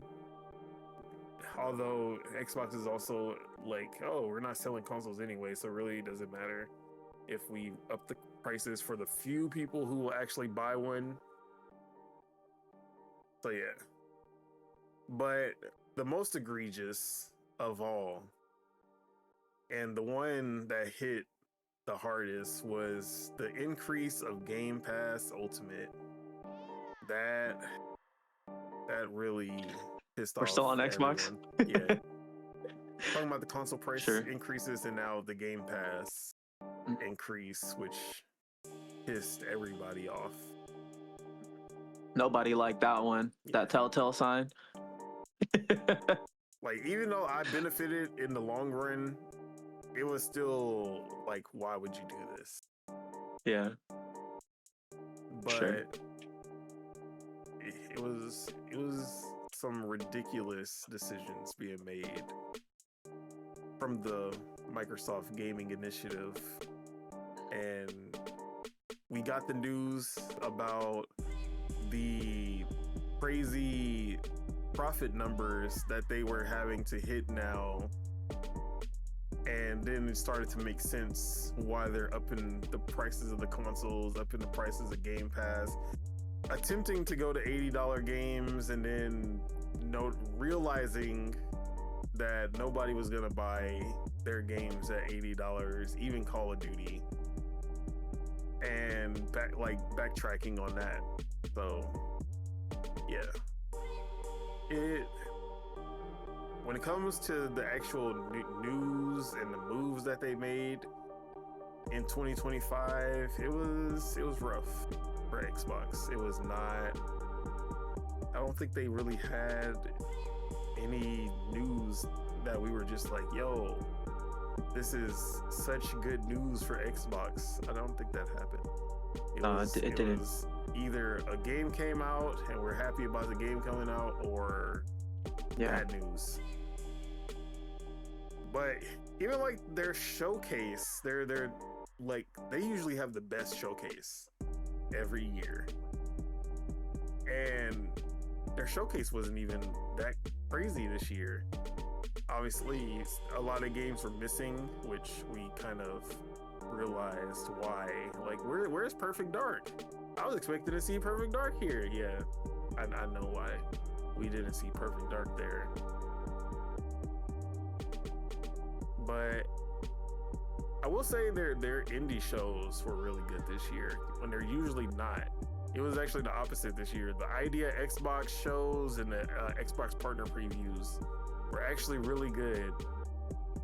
But the June showcase was kind of a letdown. It just, I mean, like, it was like an 8.5, so it wasn't that bad. But like, I'm used to giving their showcases 9s, 9.5, 10. Like, at least in recent years, that's how good they've been. So I feel like 2025 was the year where none of the nobody that put on showcases really knew how to end their showcases. Like, if you really think about it, like Xbox ended that with Black Ops. Black Ops 7. I feel like there was like a few where like Nintendo just kind of ended theirs on something just whatever. Jeff's obviously.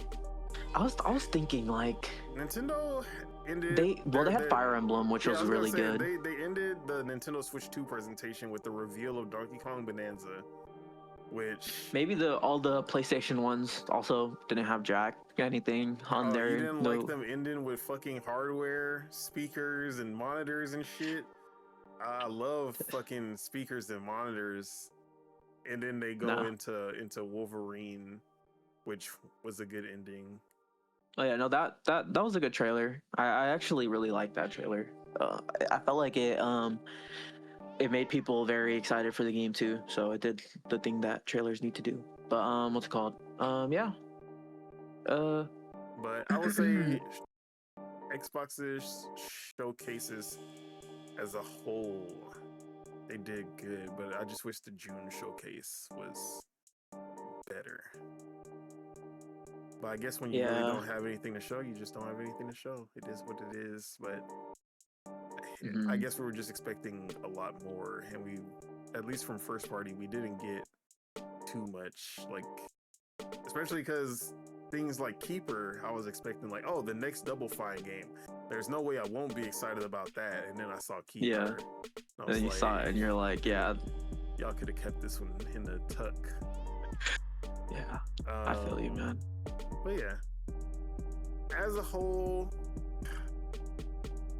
Xbox was literally Xbox basically represented exactly what 2025 was.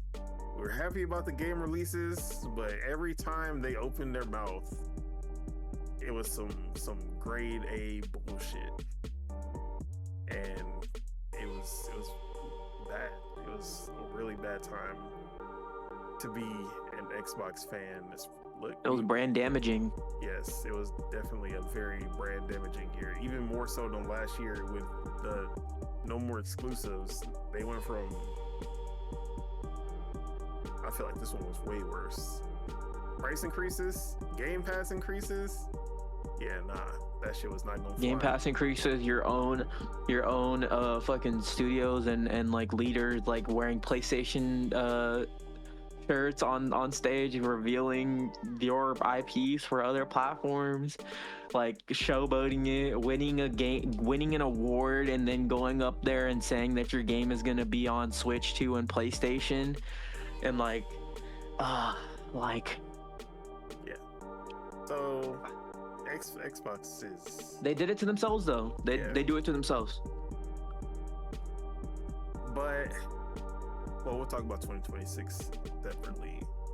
Or I guess we can just talk about Xbox 2026 and like. But when it comes to 2026, it's looking to be possibly the best games lineup that Xbox has had since Xbox 360, probably. Xbox One launch, like this lineup is like an Xbox fan's dreams. You getting Forza Horizon 6, finally set in Japan.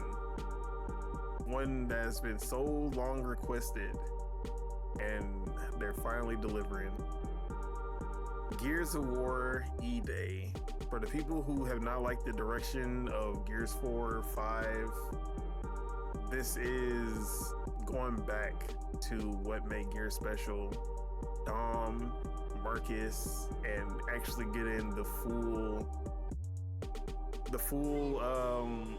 backstory on Emergence Day. The first time that we've been able to go back and see what happened that day. And Halo campaign evolves, although this one is a little bit more mixed. But if the multiplayer game accompanies this, that'll be a special time to have all three of these franchises in 1 year, which is crazy. Like, we had Halo Infinite and Forza Horizon 5, but Gears wasn't there. But now we got the big three all in 1 year. And then to top it off, Fable, which is still probably their biggest game in the year. Like, maybe not, like, I'm pretty sure Forza Horizon 6 is gonna be the sales giant. The like, I think it's gonna be the sales and I think it's gonna be commercial and critical. I think that's gonna be their best game. I think Fable might top Forza Horizon 6's meta score. I think Nah, no, bro. Just hear me out. it's not happening, just bro. Just hear me out, bro. I think it's gonna happen. That's gonna be year. a high 80s max. Nah, it's gonna be a 93, and It's gonna be a fucking 87, bro. Forza Horizon 6 gonna be a 92. You feel me? And then Forza Horizon 6 gonna be at a 95 or some shit. Nah, Something in bonkers. It's gonna be like 92 again, like Forza Horizon 5. But yeah, man, I'm banking on Fable, bro. I'm telling you, it's about to be a crazy. Bro, has the best Fable game even hit in the 90s? Yeah, this ain't Fable Lionhead, 2. though. Fable 2 hit 89. This ain't Lionhead, though. This is Playground Game. Yeah, but it's Fable, though. It's Fable. Yeah, is it Fable? Because it looks more like The Witcher than it looked like Fable. That is true. It kind of does. But they better show us gameplay, bro. Bro, January, bro. At least that's what we're hoping. But we'll have to see. Imagine that's their shadow drop, Fable. Bro, you know how? Nah, that would fucking. That would probably break the internet. That would break the Xbox servers. Xbox servers are not handling that much people trying to go out and buy a game. Y'all trying to buy a game right now? What the fuck? Our servers only handle Game Pass downloads, not purchases.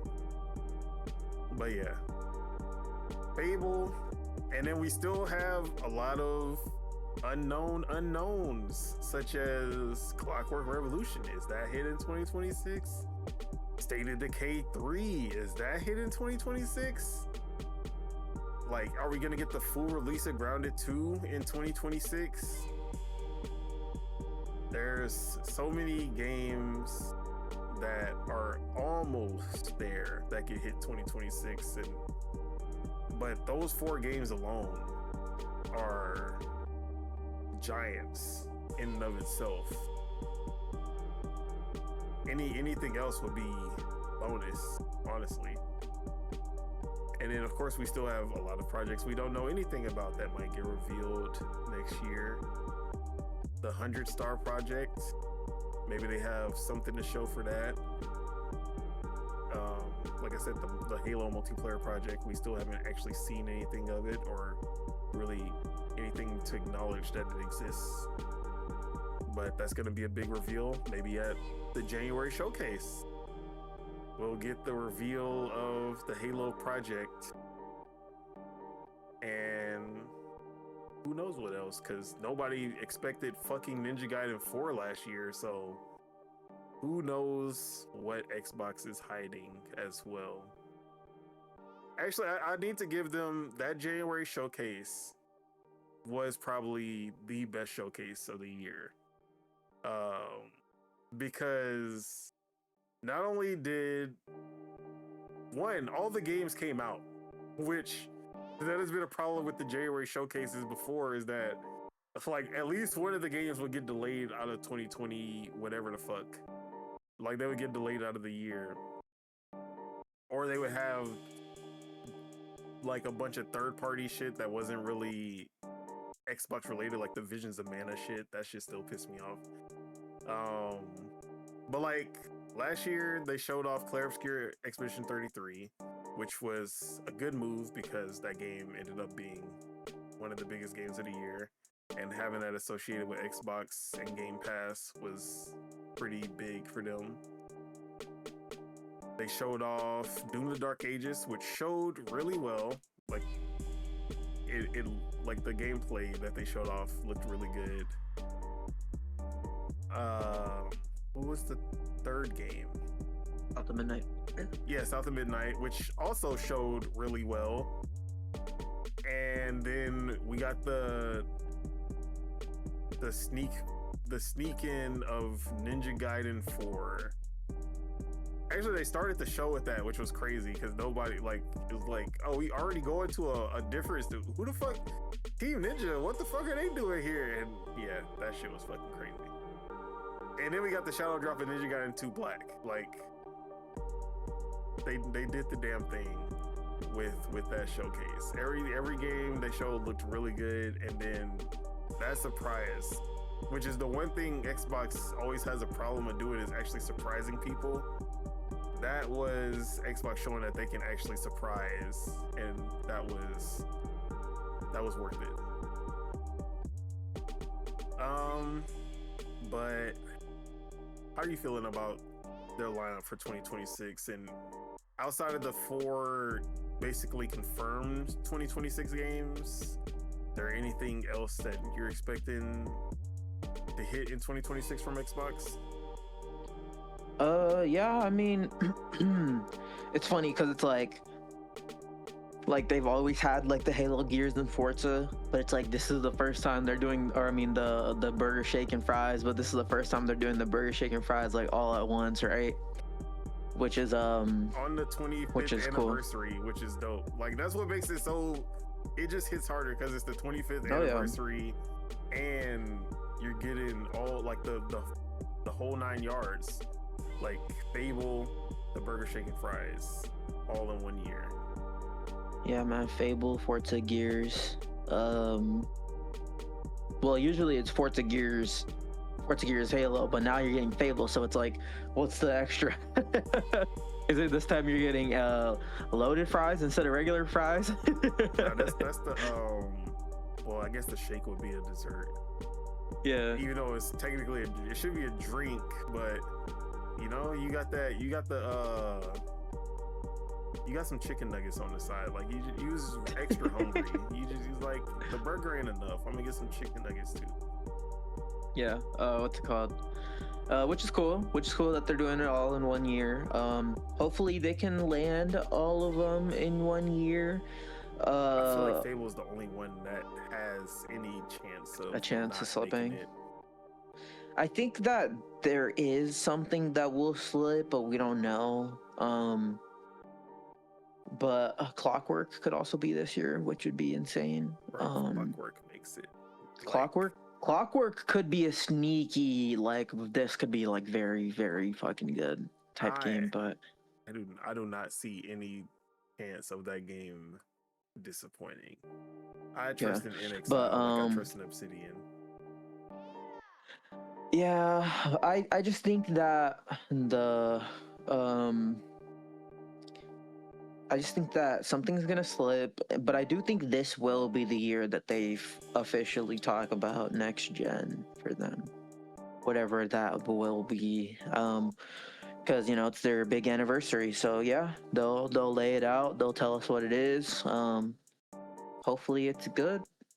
Hopefully they nailed the PR aspect of it and all that.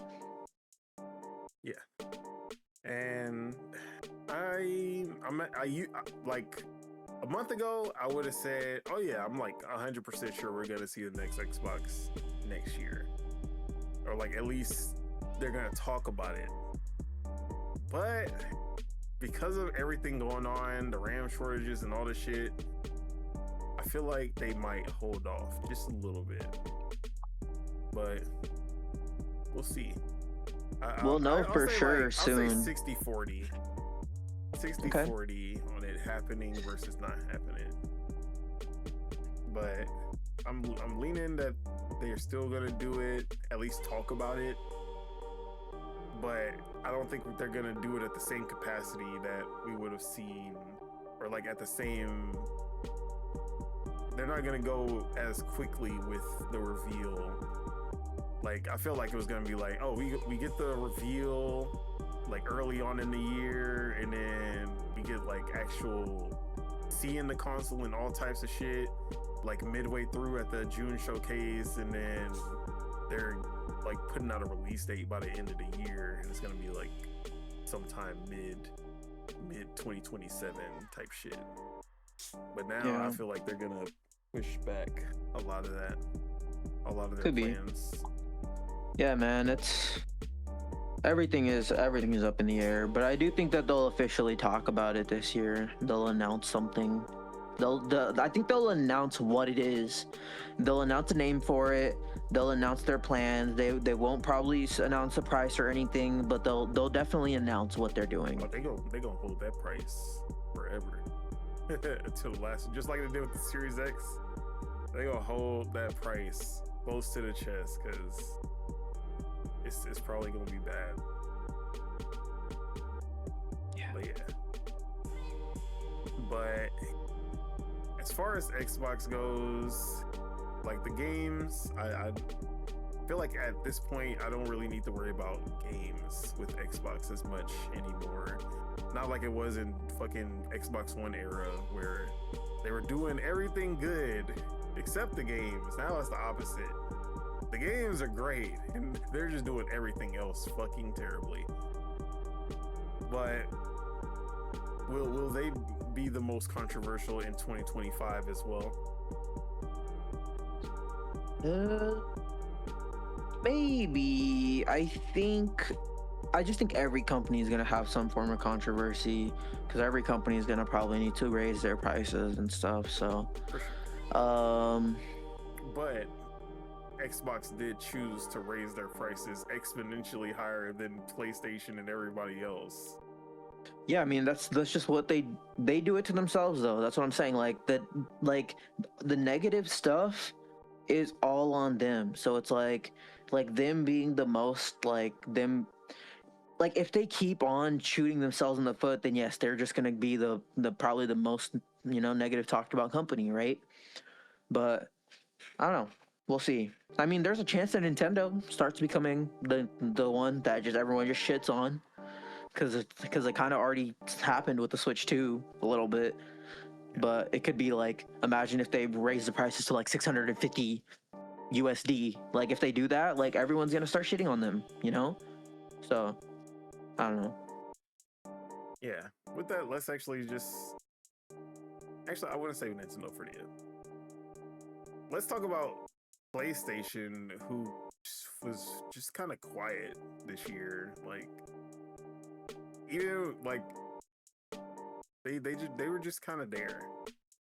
They had 2 big releases with Death Stranding 2 and Ghost of Yotei. While their other games, MLB The Show every year, and then Lost Soul Aside, which disappointed when it came out, but they were just kind of not really like, they weren't really controversial that much, in the sense they just weren't out in the news that much either. Like it was usually like some low-key small stuff, but they didn't really have too many big like happenings in what was going on. For the most part, they had some showcases, some of the best state of plays that we've seen from them. But when it comes down to it, they were very quiet this year. Or maybe I'm like missing some stuff that happened early on, but I don't remember them really having like a big thing this year. Like they raised prices due to the tariffs, but they definitely were the least egregious. I mean, I guess it was really only Xbox and PlayStation, but they definitely didn't. They look good compared to Xbox when they did it, because they were like, yeah, it's just $50 across the board, not this $200, $150, $100 increases that Xbox was doing. And although they definitely did not have a great cadence at all this year, the 2 games that mattered hit like big with the fans. Like Death Stranding 2 had its moment, and a lot of people were talking about Death Stranding 2 for like a week. And then Ghost of Yotei basically had the same thing, like, but when you look at it, both of them performed pretty well for their respective games. Mm-hmm. And they reviewed well, and that's all PlayStation wants. They sell and they review well, and they got nominated for a shit ton of awards, even though they did not win a single one. But it was that was literally PlayStation's 2025. Like, I can't think of anything crazy involving them. Am I missing something, or? No, it was. I would say it was very low key. They had a low key year. They kind of went. I wouldn't say they went under the radar, but they just kind of said what they were gonna do, which is they were gonna make 1 to 2 big tentpole games. I would say they actually kind of overachieved a little bit. Than what they would state. Like they would probably say that they had like a very like, you know, just run of the mill year 2. Mm-hmm. But you know, they had what's it called? They had like the China Hero games. They had the announcements for those. They ported some stuff over to PC. I guess they did have ported Days Gone remastered or whatever. That was stupid. Yeah, they had Days Gone remastered. They also did Spider-Man 2 this year. Final Fantasy 7 Rebirth, which isn't them, but it was a console exclusive. What's it called? Nixus coming in and reducing the file size for Helldivers, which is really great. That was amazing. Had a little resurgence this year as well. On Xbox as well. They ported that to there. Gave them a little. That was actually pretty big. The first no excuses. Seemingly only. No excuses. PlayStation published game on Xbox. Mm-hmm. Not like Death Stranding, which no, that one doesn't count because you know 505. It was 505 who published it. They don't own the IP for Death Stranding anymore. Not MLB the show. MLB. MLB said that they were going to take the IP away from PlayStation if they don't put it on Xbox. They didn't have a choice. They were forced into it.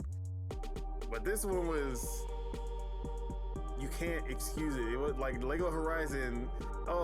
Even though fucking Herman Holst and everyone said that it was our decision, PlayStation fans are going to say that it was Lego's decision. And Lego forced them to put it on the Switch.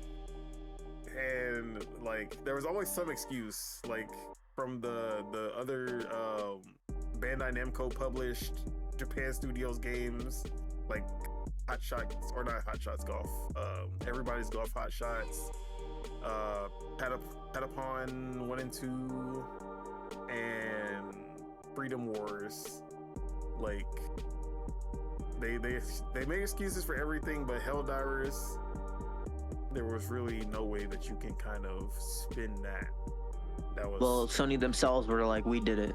Yeah, and it was actually published under PlayStation's name this time, not under Bandai Namco, not under 505, not under MLB. It was PlayStation, whatever the fuck their name, PlayStation Studios, SIE, whatever it is. They were there on the store saying, this is us, we doing this. So there was no excuses this time. This was the first real published PlayStation game on Xbox, and that was pretty big because a lot of people still say it would never happen, and it happened. And shout out to Special Nick, because he was saying it like the year before that they were in talks and everybody laughed him out the room, and then boom. But other than that though, I really, like, obviously personally, none of the PlayStation games spoke to me. Like Ghost of Yotei, I'll definitely give it a chance when it hits PC, but there wasn't anything that had me like, I missed my PlayStation 5. I don't think there was a single game that I was like, I really need a PlayStation 5. Except maybe like the Marvel Tokon fucking betas, because they won't put those on PC. But that's really it. Now next year, I will be weeping a little when Sorrows comes out, and I'll be having to wait, but it's all good.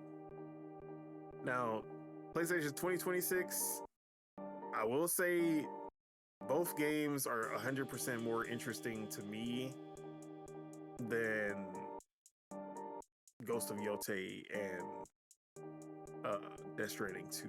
Like, Saros and Wolverine are way more interesting to me. I don't think they're gonna score as well as Death Stranding 2 did, but maybe Wolverine, but not Saros. Actually, you know what? Saros is gonna score higher than Returnal by a lot. It's gonna be easier. Because it's gonna be a fucking easy game. I was so disappointed when they said that shit. Like, no. Well, Returnal scored 86, so that's pretty high. Did it? That was like an 81. Yeah. No, I'm looking at it right now. That's Metacritic. Let me see OpenCritic. Which version was that? PC? The PS5 one. Okay. I remember scoring a lot lower. Let me see. The PC one's also 86. Let me see on OpenCritic. OpenCritic Returnal's at an 86. Okay. Well, Star Wars is gonna be like an 88 now because it's journalist friendly. That's funny. But yeah, I'm super hyped for Saros, but I can wait a year or so until it hits PC, unless PlayStation pulls out that PlayStation launcher and says, yeah, bitch, day and date, only on the PlayStation launcher. I'm gonna download that launcher so fast. But I guess we can go into the predictions for 2026 because that PC launcher is one of the big rumors. We had the Frostbite, PS5, PC, all of these logos that don't exist currently that leaked out. They were data mined. So it is something that they're looking into. But do we see that those coming into fruition in 2026? The PC launcher, the possibility of day and date on PC, with the PS5, with the PS5 launcher or PlayStation launcher on PC. That'd be crazy if it happens. That would definitely be a big storyline for Sony for sure. I think with their collaboration and all that with AMD and with Project Amethyst and all that, and like AMD blatantly being like, yeah, we're low-key starting to like copy their designs and stuff, so so it's like we're helping them, they're helping us, yes, but it's like our designs are like starting to be very close to their designs and stuff like that. And I think Sony's kind of starting to be like, yeah, PC architecture is starting to, especially AMD, is starting to become very console-like or very like in tune with their design philosophies, or their engineering philosophies. So they might just be like, yeah, PC, we're all in. FSR4, we're all in on that. Could be something like that. Yeah, and is there, I mean, we had some China Hero projects that were announced, Lowland, whatever it was called. That one looked really cool. God of War. Godslayer. Yeah, Godslayer. But the Lowland is like the God of War-esque, like old school God of War, not that new bullshit. Esque game that looked really cool. Godslayer was Avatar: The Last Airbender, but China. So both of those looked really cool. And the latter one being multi-plat on Xbox as well, while Lowland was PS5 and PC. But is there any other releases that you're expecting? I mean, obviously MLB The Show 26, but any like PlayStation games you expect to drop, or any studios that you expect to see a game from in 2026 as well? See, I think so. Okay, so in my mind, let me think. So Neo 3, Marvel Tokon. Are we counting Neo 3? I'm gonna count it because it's a console exclusive. Marvel Tokon, Wolverine, Saros. So that's already 4. And then MLB, obviously, so that's 5. I mean, if we're counting third-party exclusives, then I expect there to be way more. But well, I think Neo. I know Neo is obviously third party, but it feels more like a second party thing because they publish it. No, I don't know. like kind of like a Stellar Blade situation. I haven't seen them publish Neo. I think it is still Koei Tecmo and Team Ninja. Okay, yeah, no, so Neo 2 is published by Koei Tecmo on Steam. So then I wonder why those games are exclusive. Maybe they just like fund the marketing or some shit. But money. I mean, yeah, even if you remove Neo, then you can count Marvel Tokon, Saros, Wolverine, MLB The Show, so that's 4 right there. I don't know who would be up next to announce something. I would say if they did have a closer for the year, it would probably be Wolverine. I would say that would be the last game from them. It would probably be in that October slot. Yeah. Same way with Gosyote. I do think that they could announce some things this year, though. I think this year will definitely be the year that they announce whatever Cory Barlog is making. It should be at least, huh? I feel like we say that every year. Yeah, I know. I've been saying that for like fucking 4 years, but games take forever to make now, so I understand that. But I think it should be just because we know we've heard so much about it now, so it should be like at one of these showcases PlayStation comes out with this year. This year will also be the. Actually, sorry, we forgot about a game. 7 loop, 4 loop. 4 loop. Number loop. Yeah, 4 loop. Yeah, it was called 4 loop. Did that get announced date? 2026. Maybe I'm tripping. I think it is 2026, but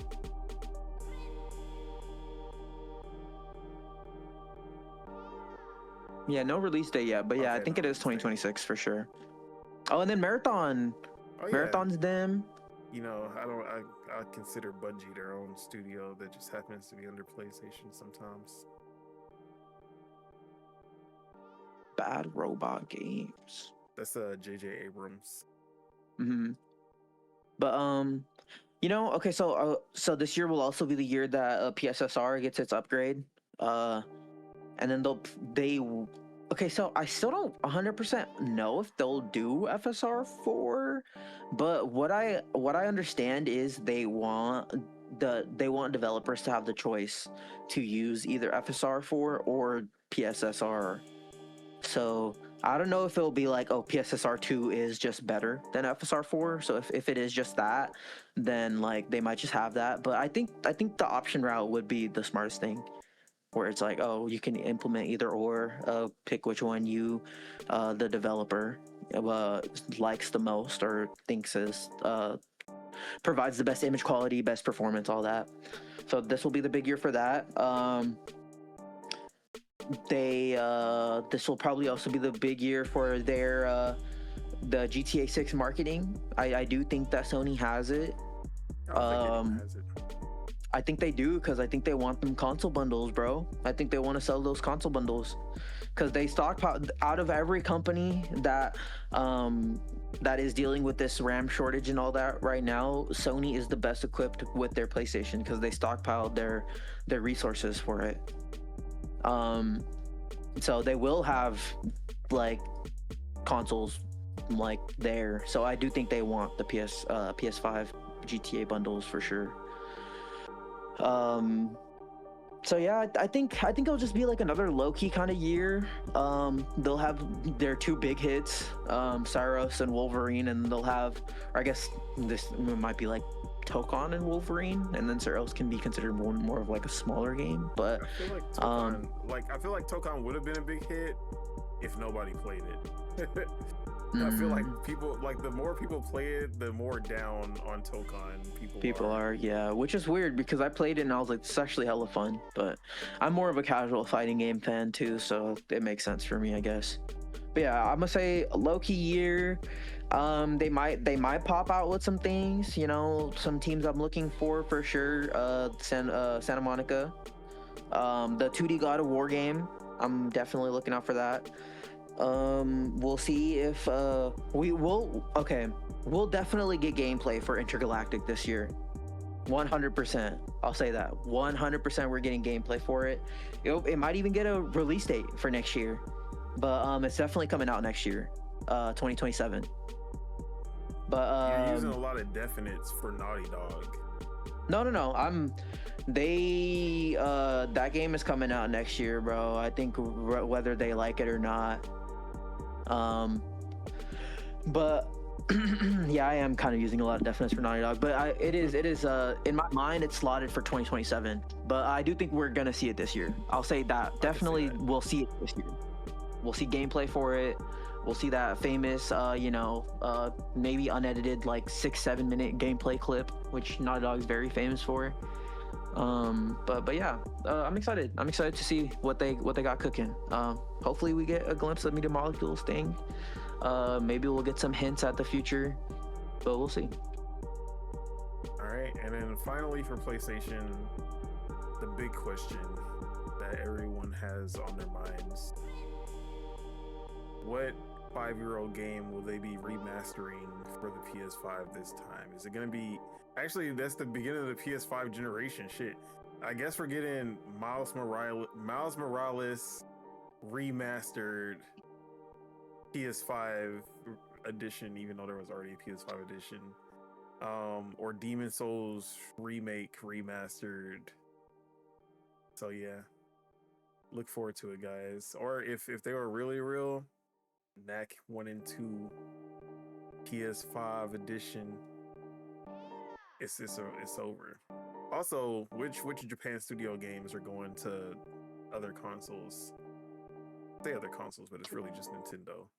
Which ones are going to PC and Nintendo under Bandai Namco? Gravity Rush. We can hope. Gravity Rush 1 and 2. I'd pay $70 for that. I ain't even gonna lie. But yeah. That'd be a great Switch game with the gyros and all that too. So good. But yeah, I also think PlayStation is gonna be very quiet this year. I mean, unless they end up going full PC day and date with the launcher. If that happens, that'll probably be like the biggest thing that happens next year. But I don't... Will there ever be a time, like, do you ever see PlayStation matching Nintendo and Xbox when it comes to like release cadence? See, I think they want China Hero, Indie Hero, Mini Hero to be that for them. To be like you guys fill in the year for us, you know? I think that's what they want, but will they get there? I don't know. But I mean, if they could hit 1 a quarter, I feel like that's good. Honestly, like that's fine. And then like they got all their third-party games that come out on the thing, and then they get all the games that they money hat and stuff eventually that drop. So I feel like if they could get 4, that's enough for them and that audience. Yeah, for that audience. They're too busy playing Call of Duty and 2K and shit to be worried about games coming out every month. But that's really all I got to say on PlayStation. Now let's get to the big one of 2025, because they are the ones who actually had hardware, or at least new hardware. New console hardware. I guess everyone had new hardware, just not different levels of hardware. Well, Xbox had new hardware with the Xbox Allies, but I thought that was a PC. I mean, it's hardware. I don't remember Xbox dropping it. It just had an Xbox logo on it. Last time I checked, that was... Yeah, you're kind of right. No, I'm just kidding. I actually forgot about that. I really forget that shit even came out most of the time. I think they even kind of forget. But I did play with one at Best Buy the other day. It was pretty nice. Like just playing Forza Horizon 5 on there. Like, yo, this is crazy. But would I ever buy it? Probably not. But big Nintendo started the year off announcing the Nintendo Switch 2, which was the biggest disappointment of the year because it was called the Nintendo Switch 2, not the Super Nintendo Switch like we all wanted. So that was the disappointment of the reveal. But we got a little glimpse of that. That's how they teased everything starting off. And then they were like, yeah, come back in 2 months and we'll have a full direct showcasing the Switch 2. And that pissed off everybody because we were like, bitch, you just made us wait. And like you already made us wait until February. And now we gotta wait until no, I think it was January when they announced it. I remember they announced the thing in January, and then they announced the showcase at the end of the trailer in there for April.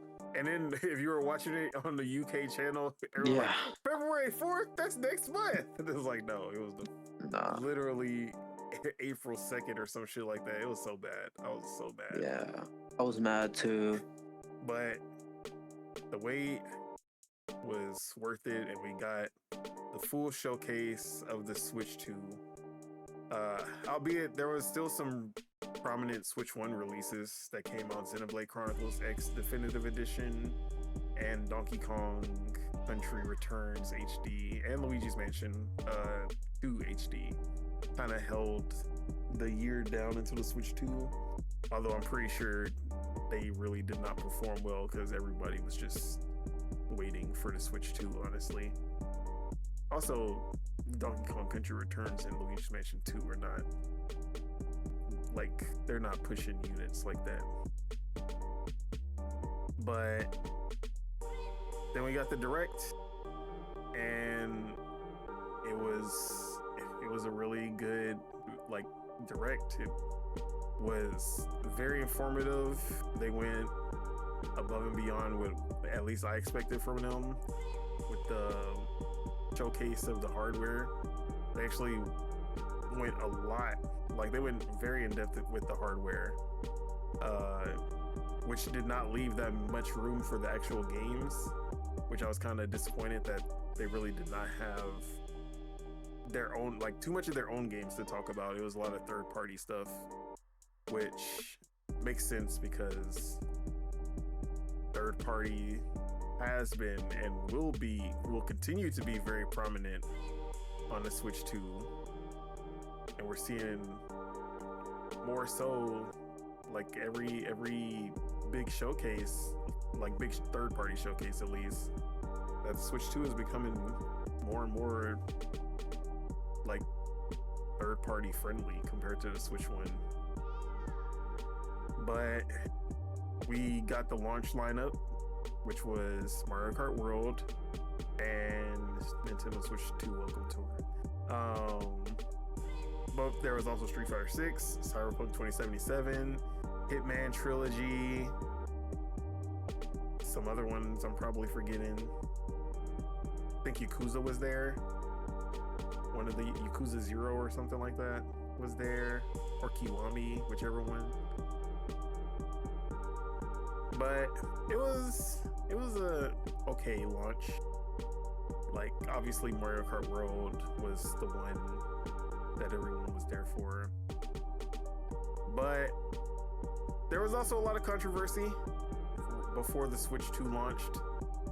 And that was the big one being Mario Kart World $80, which turned into Mario Kart World $90 thanks to insider gaming for the misinformation that spread like wildfire.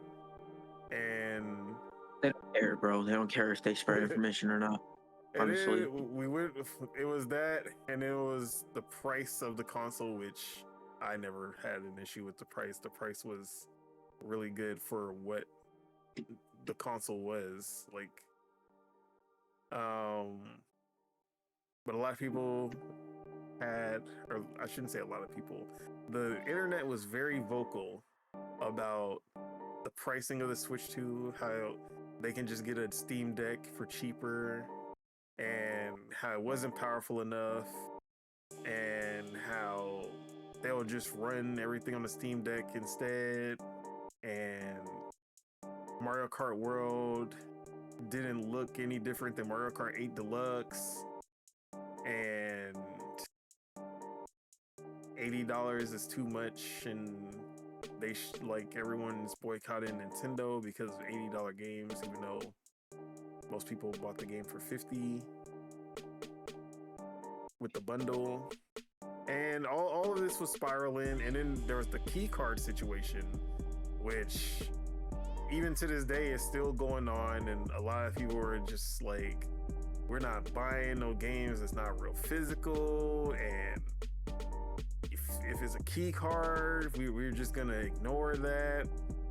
And it was a lot of controversy surrounding the Switch 2 before launch, and it was nothing but negative. Like, and then you had a lot of YouTubers who realized that negative Switch 2 articles or videos, and journalists were like, in negative Switch 2 articles, it hits every single time. And they were running that grift for 2 months until June 2nd finally came around.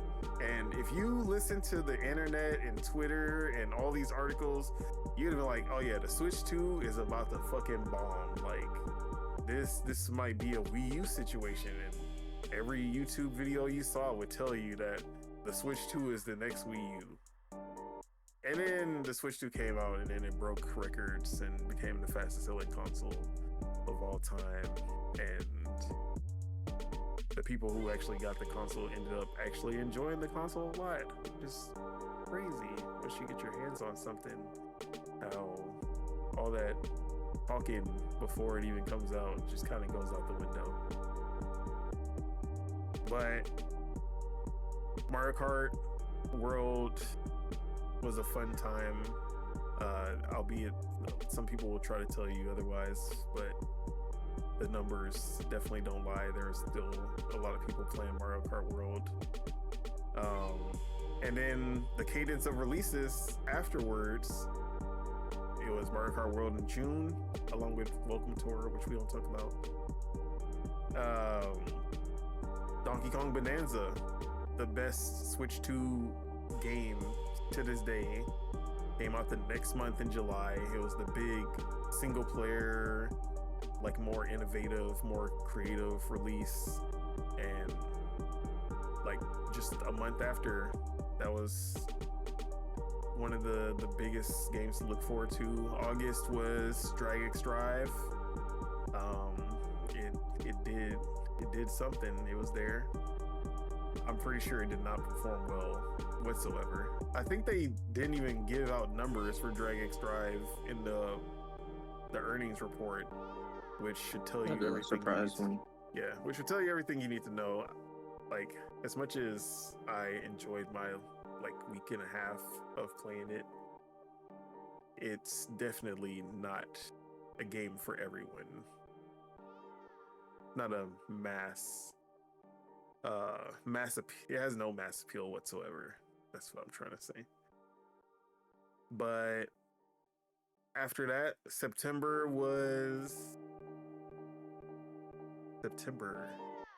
Oh, you're forgetting Kirby. Kirby's Forgotten Lands DLC. Oh yeah. That also came out. Starcross World.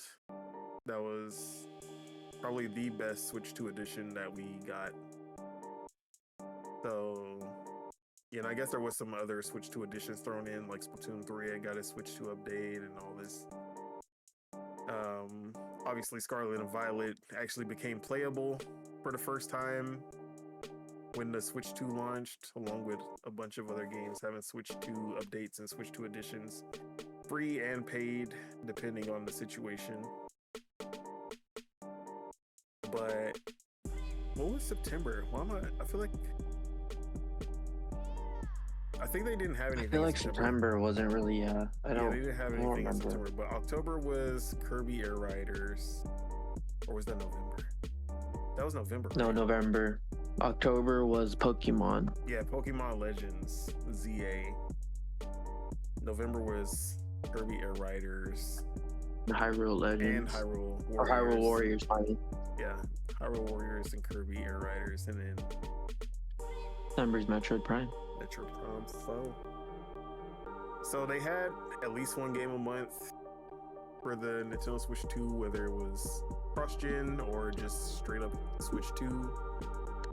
But also they did a really good job with their backwards compatibility, getting almost every game.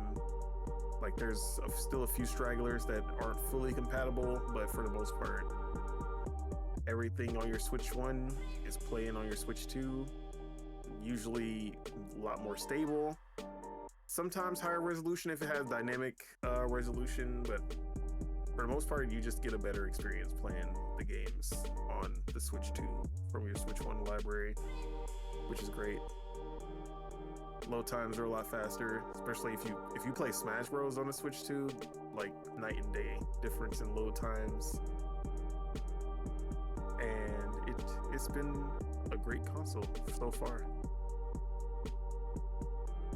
I will say I've been running into memory issues already, like I'm deleting games left and right, but that's because I be trying to play these big ass multiplayer games and they be taking up a shit ton of space, like Fortnite and Apex Legends and shit. But how are you feeling about Nintendo's Switch 2 launch in their year? Yeah, I'm feeling good about it. Honestly, I feel like out of all the companies in the big three, I feel like they had the most consistent year. Like they didn't really have too many peaks and valleys. Like they didn't have too many high highs and too many low lows. It was just kind of like consistent. Where it was just like, this is good, this is good, this is good, this is good. You can even say that the low lows were Welcome Tour and Drag X Drive because they did not review well. Yeah, but those were also like $10, you know, like. Drag X Drive was $20 and Welcome Tour is $10. They weren't full releases. Yeah. But and I just feel like everyone that got a Switch 2 is really happy with it. Like even my friend Roman, shout out to Roman at work.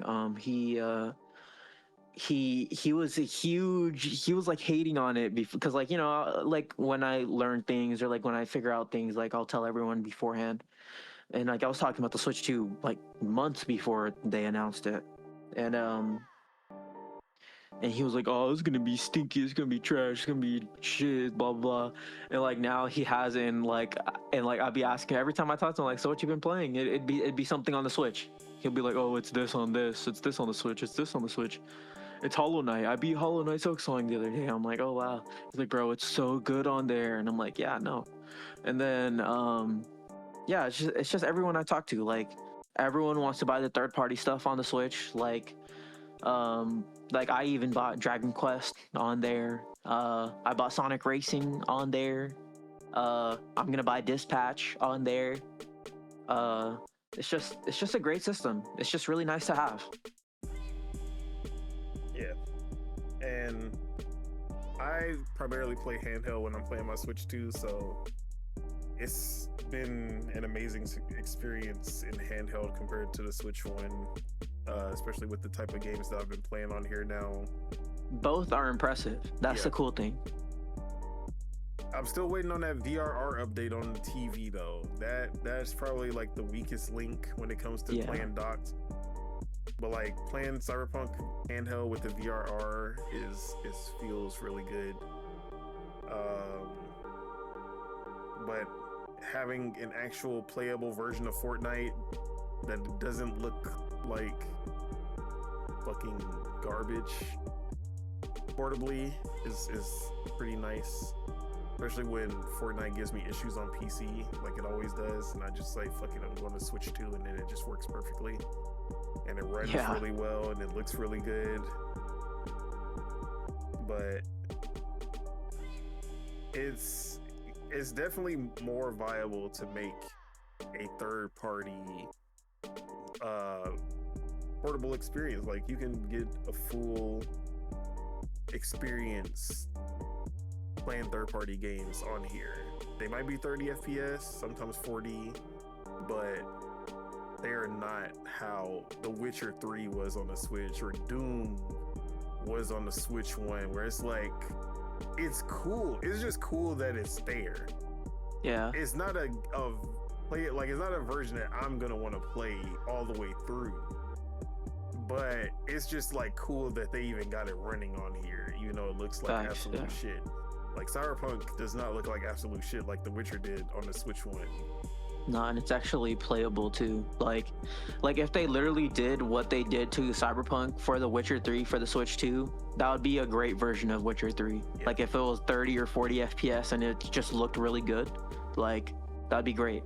And then we have developers already just showing that, hey, the Switch 2 is viable for almost any game. Like Assassin's Creed Shadows and Star Wars Outlaws had showed. It's like crazy impressive ports.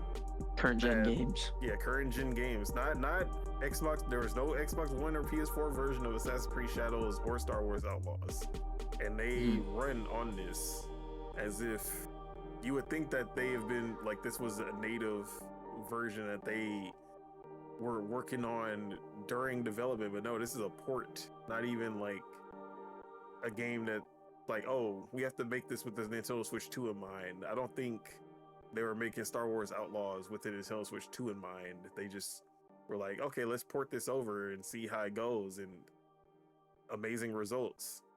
But now we have full AAA games coming day and date on the Switch 2 with Pragmata, with Resident Evil Requiem. Capcom is just going all in. Like, we have rumors of Monster Hunter Wilds coming over to the Switch 2, which that's gonna be a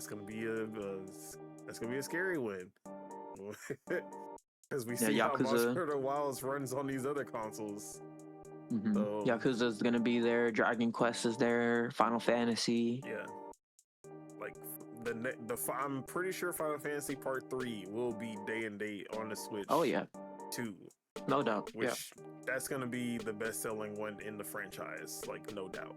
Not even close. And yeah, like, games that are just visually impressive, that, like, literally, I think it won like the best looking game of the year. Indiana Jones coming to the Switch 2, and I'm pretty sure it's gonna still look great. Obviously, they're gonna have to do something about that always on ray tracing, or maybe they won't, because we have games with ray tracing on the Switch 2, like Star Wars Outlaws, is it ray tracing or global illumination? It's RTGI, yeah. So it's RTGI, yeah. So yeah, we have games already just fully ray traced on the Switch 2, and they're just running like that. But it's been, I'm not gonna say it's been exceeding my expectations, but it definitely has met all my expectations so far. Only thing I need is for them micro SD expresses to get a little bit cheaper, so that I can get that shit, get some more memory on my Switch 2, because the 512 gigs that I have right now is not doing it with the 256 on board and 256 card that I have. But 2026 is going to be interesting for Nintendo and the Switch 2, because we don't really know like what's coming out past like March or spring, outside of Fire Emblem, which I expect to be towards the end of the year, but everything that they've announced so far has been spring, which is like normal for Nintendo. They usually don't try to announce things too far out. So right now we just know Splatoon Raiders, which we still have no information as to what kind of game that is, but from the looks of it, it might be a survival style game or something like that. But it's going to be more narrative adventure versus like competitive multiplayer. And then we have Fire Emblem Fortune's Weave, which my most anticipated game of 2026. We got Yoshi and the Mysterious Book, Mario Tennis Fever, Tomodachi Life, which is a Switch 1 game, but it's basically one of the final Switch 1 first-party games to come out, along with Rhythm Heaven as well. Those are the two Switch 1 games, but everything else is literally just Switch 2. I feel like I'm forgetting something. Then there's a few Switch 2 editions that have been announced. Animal Crossing in January is getting a Switch 2 edition with new content. Mario Wonder is getting a Switch 2 edition with an expansion that's coming along with it. And I think that's it, but I feel like I'm missing stuff. Oh, Pokemon Pokopia, the new Pokemon game that is a like farming sim survival style game. And Pokemon Champions, which is also a Switch game that was already announced before the Switch 2. But I think, am I missing anything? I feel like I am. But all of those are supposed to be like first half of the year. We don't really know what they got cooking for the second half. But it's a decent lineup. Like, I don't think there's anything as big as Donkey Kong Bonanza, or Fire Emblem is really the only thing big. But I'm definitely hyped to see that February Direct, to see what else they have cooking for the rest of the year. But how do you feel about Nintendo going into 2026? Also, what are your predictions for like what you expect to see them release in 2026? I think that they'll just keep on doing the same cadence, like for the whole year. It'll probably just be a release every month, if not like a small game or like a Switch 2 edition or like a Switch 2 plus DLC pack. I just think that they'll just keep on doing it. Prediction I have is I think Monolith, this will be the year. I think that they'll do all four of the games. They'll say, oh, you're talking about all Switch 2 four editions. Yeah, I'm thinking that they're gonna do Switch 2 editions for all four of the Xenoblade games, and then that will be a pretty huge pop if they do it. This will be Zelda's anniversary, so I think that they'll do like I've been saying, a Link Between Worlds remaster or something like that. That would be sick. And then you can do a Twilight Princess Wind Waker combo pack. That'd be sick. And then maybe even tease the next mainline Zelda. That'd be cool. But yeah, I think that they'll surprise us though, for sure. They held Donkey Kong so close to their chest, so they can probably hold everything close to their chest. We never know, you never know what they'll announce. Gen 10, obviously, Pokemon will be announced, which will be exciting. It's gonna be great. It's gonna look good, hopefully. But yeah, man, I'm excited though. I'm excited for them, most definitely, because they have the highest upswing. They have the highest chance to really surprise and really show off some cool stuff, and like they have the chance to have some really cool stuff in the tuck. Yeah, they have the element of surprise. Like, I feel like we always know exactly what Xbox and PlayStation are doing. Like we know about Cory Barlog's game forever. We know we've known about Naughty Dog making a sci-fi game before Intergalactic even got announced. Like it's always stuff we always know. We know every project that Xbox is working on. Like Ninja Gaiden was that one. And really, we did know, we just did not believe it. That's his special Nick was like, yeah, Ninja Gaiden is being worked on with Team Ninja and Platinum. And we were like, haha, that's a good joke. Yeah, in 2022. Yeah, he said that shit in 2022. And we were like, yeah, that's a fucking joke. Special Nick is always he's always too ahead with his news. And that's why people always get on his track record. But he's Bro, he was so ahead on the Gears collection thing that Microsoft changed the plans. They changed the plans. They split it from a collection to just selling it to you individually. But they really do have the element of surprise, because I would have never thought that we were gonna get a new Tomodachi Life. I would have never thought we were gonna get Rhythm Heaven. I didn't think the 3D Mario team was not gonna make 3D Mario and make a Donkey Kong game where you can destroy the entire environments. Like, these are things that Nintendo can just do. They just pull shit out of their ass at any moment. Like, there's some that you can just expect. Like, it's like, oh yeah, eventually we're gonna get a new 3D Zelda. Eventually we're gonna get a new 3D Mario. But even then, it's like, what does that look like the next time? Like, are we gonna get another Breath of the Wild saga, or are they just gonna go completely left with Zelda like they usually do? Are they gonna, like, what's gonna be the gimmick for the next Mario? You never know. And that's why it's always, like, directs are always fun, because even when it's like, oh, it's another Mario game, it's like, oh, this is a completely different Mario than we have seen before. But I'm expecting Zelda to have a big like celebration. They're gonna have multiple games for Zelda's what is it, 40th? It's 40th, right? Or the 40th anniversary. Mm-hmm. And I think I think it's happening, bro.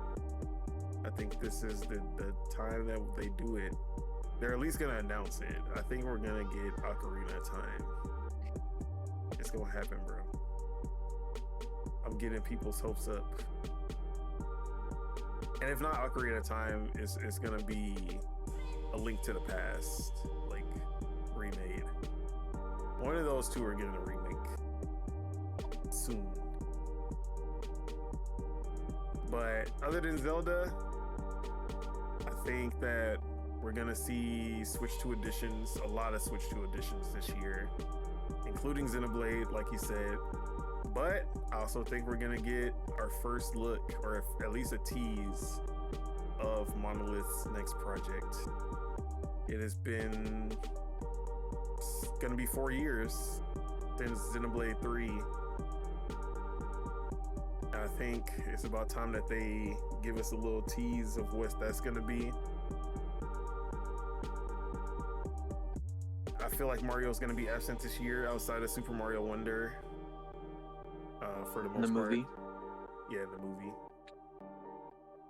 But I do think Next Level will have their next game. And I know this is just me like, because I don't want a Luigi's Mansion 4. It's probably gonna be Luigi's Mansion 4. Like, it will make sense that it is Luigi's Mansion 4. But I think Next Level might be working on something else that is not Luigi's Mansion 4. At least that's what I'm hoping.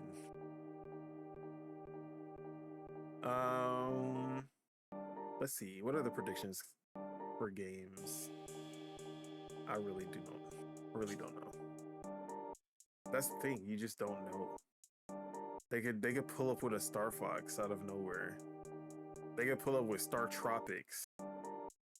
And then he's gonna be like, what the fuck is Star Tropics exactly? That's where we at. Like, the fact that Famicom Detective Club came back during the Switch era, anything is possible at this point. Anything is on the table if that shit can come back. So, who knows, bro?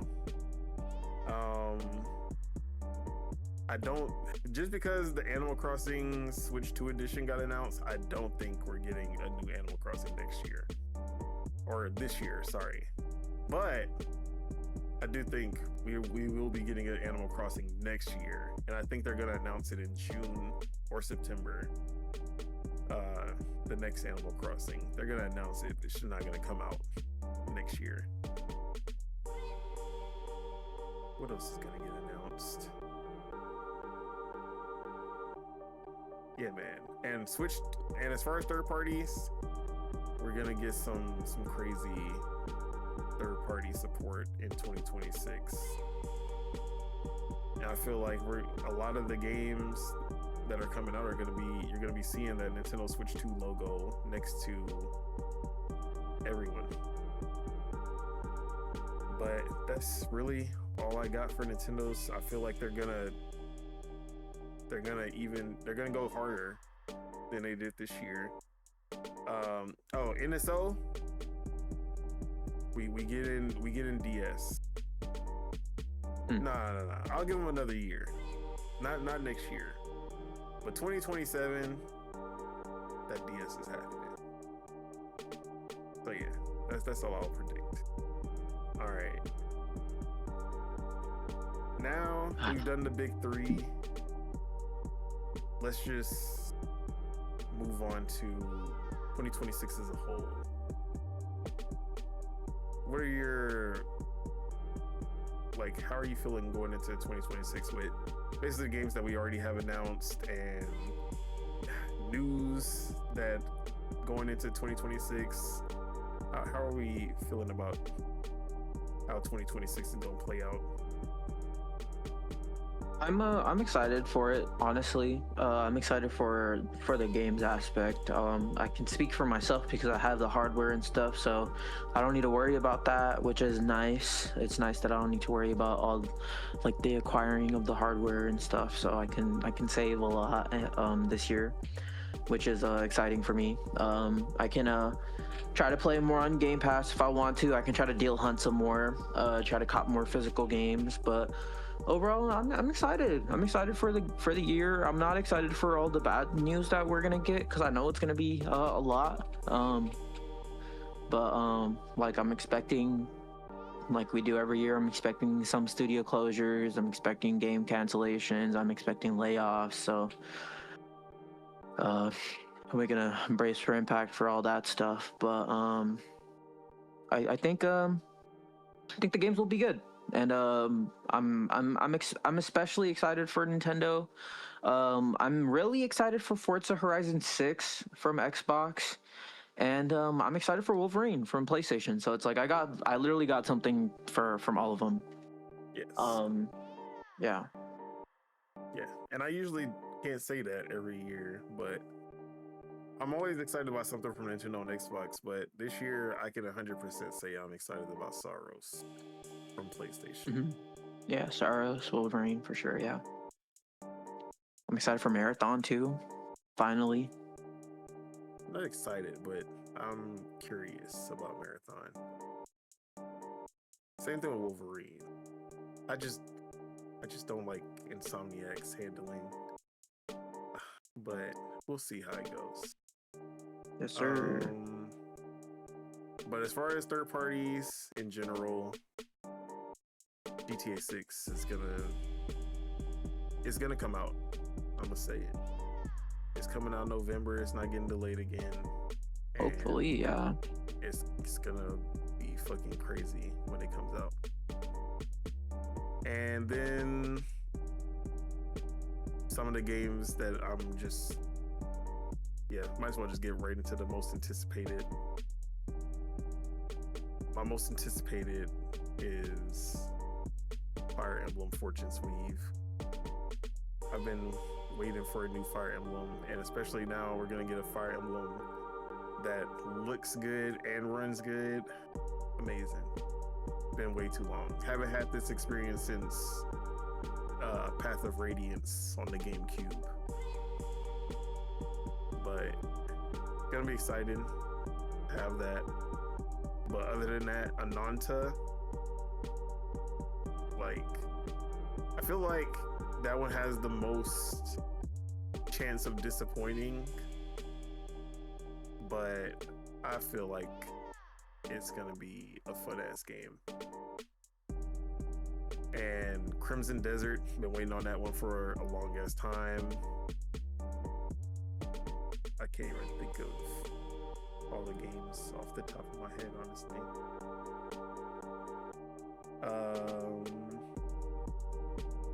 Tomodachi Life. Never thought I'd see the day, but we are here. It's happening. Scott Pilgrim EX. You know I love everything Scott Pilgrim. But obviously from Xbox, the whole 9 yards with the Halo, Gears, and Forza, all three. And Fable as well. And then if any of the other ones come out, Clockwork, like, I'm gonna be there. Soros, like I said, one of my most anticipated games of the year, which doesn't usually happen with PlayStation, but they earned this one 100%.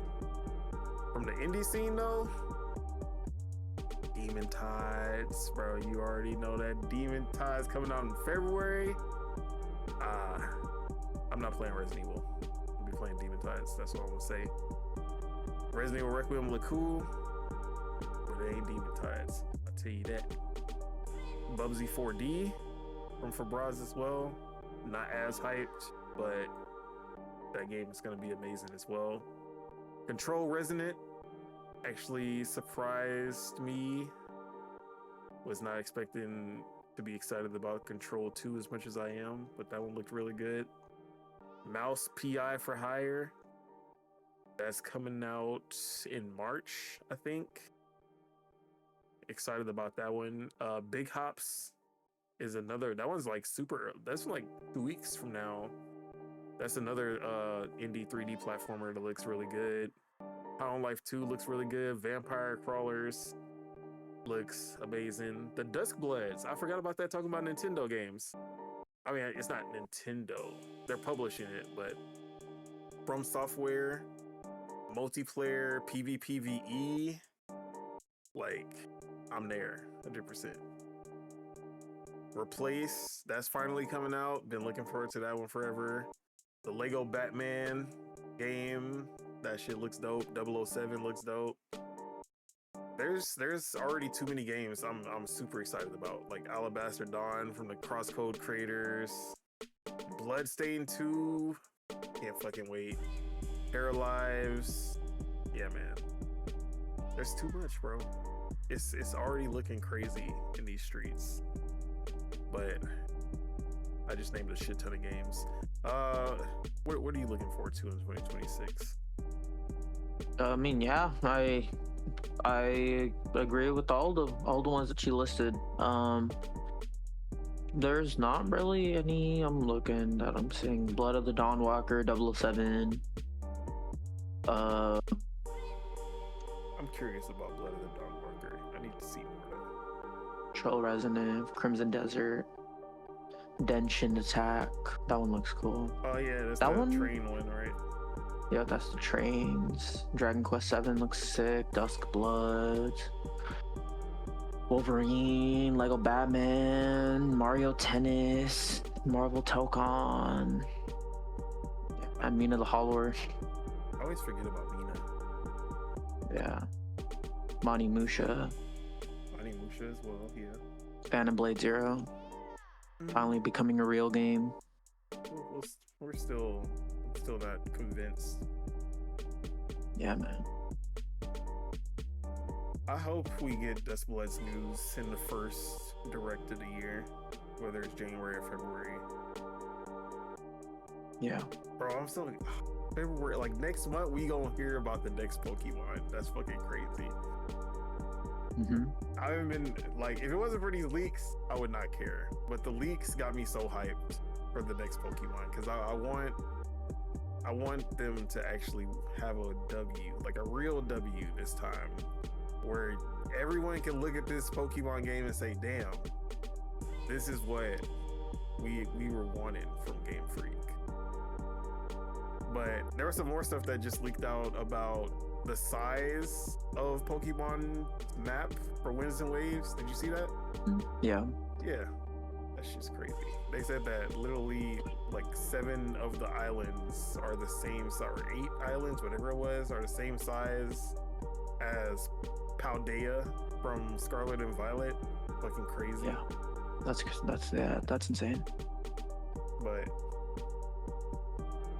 there's so much to look forward to in 2026, and if we get less bad news than 2025, you know, I feel like that's like just a little less, you know, just not more, Just a little. Although the prices are gonna be fucking ridiculous. We already know that's gonna be the big controversy.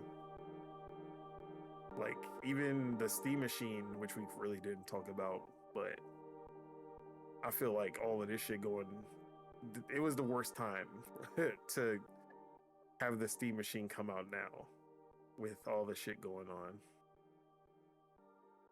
But it's gonna be fucking crazy next year, because I don't think that's the least. Like I feel like there's gonna be even more.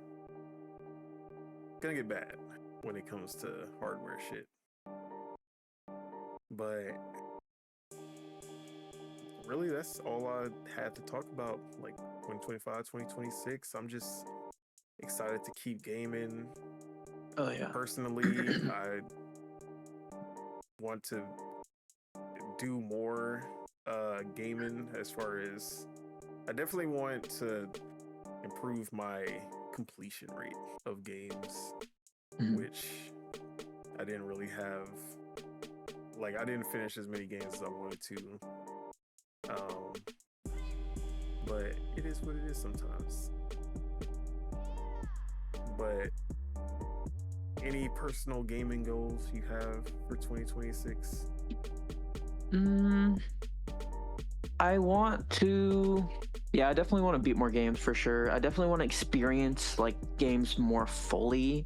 So if that means I'm sacrificing like playing multiple games for just playing one, then I should do it, you know? Yeah. I want to be more focused when I'm playing them for sure. You know, each game is a different experience, a different language to learn, so gotta learn it. I should spend the time and actually sit there and really try to see what these games have all have to offer and stuff. So, but yeah, man, I'm just trying to play more. I'm trying to play more fully, I would say. Yeah, I feel that. I definitely have gaming ADHD, and I just jump from game to game to game.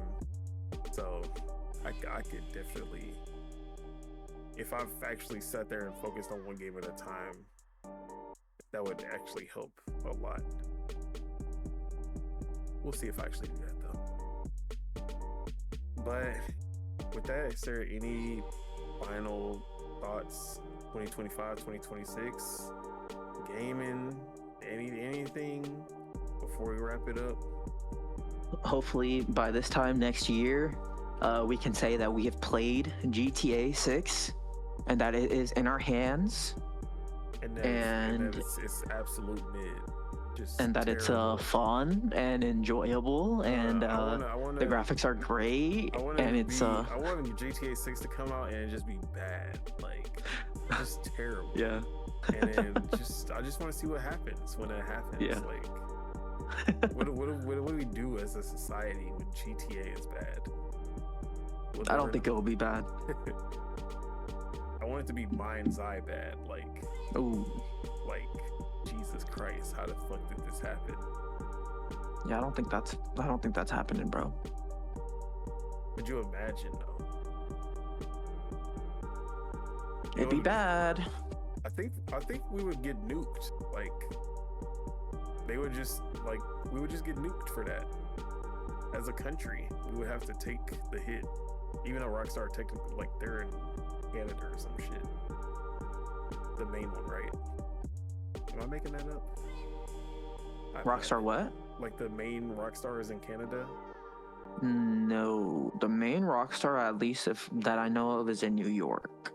Okay, yeah, we're dead. If they release a bad GTA, like bad, like we're getting nuked as a country to make up for it. But with that, let's go ahead and get out of here. That is it. That is all we have for you guys today. Thank you all for tuning in, and to all the people leaving comments in the chat. We do appreciate the support. Make sure you guys hit that like, because we love you guys and it helps grow this channel. If you're not subscribed and you enjoyed the show, make sure you guys hit that subscribe button so you can stay updated for when Dual-Wield premieres. And we do appreciate y'all for popping up for the first episode of the year. Hell yeah. Also, if you haven't already, this will be a great time to join the official Discord, join in the conversation into the community that we have. And yeah, it's a fun time. But with that, let's get the outro. Subegos, appreciate you. Another year. Can't wait to see what we accomplished this year for sure. Where can we find you? What you got going on? Yep. You guys can find me on twitch.tv/Subegos, youtube.com/Subegos, Twitter and Instagram, Subeg Dollywall. You guys can hit me up there for sure. Hit me up in the Discord. Join the Discord for sure. Yes, sir. As for myself, Otaku, you can find me on Twitter at PastaFeet, F3ET. You can find me on twitch.tv/OtakuTheDawn. And of course, you can find me right here on YouTube, where not only are we doing Dual-Wield Gaming Podcast every Thursday, although this one is going to release on Friday, Project Entitled Gaming Podcast every Saturday. And that is basically it. Any first words for the people for the year to set them up right for the rest of the year? First words? Yeah, what's first words? Shit. Gaming is goated, man. Yeah, it's true. I don't know if you need to hear that, but that's real facts right there. But yeah, whatever, all I gotta say is you don't gotta change who you are. You don't have to become a completely different person, but just at least be 1% better every day, every week, every month. As whatever cadence that you can do, just try to be 1% better, and just keep doing that, and you'll eventually get to where you want to be. Oh yeah, that's all I gotta say. With that, peace out, everybody. Enjoy your week, your weekend, month, year, the whole year, life, all that. Bye bye. Peace.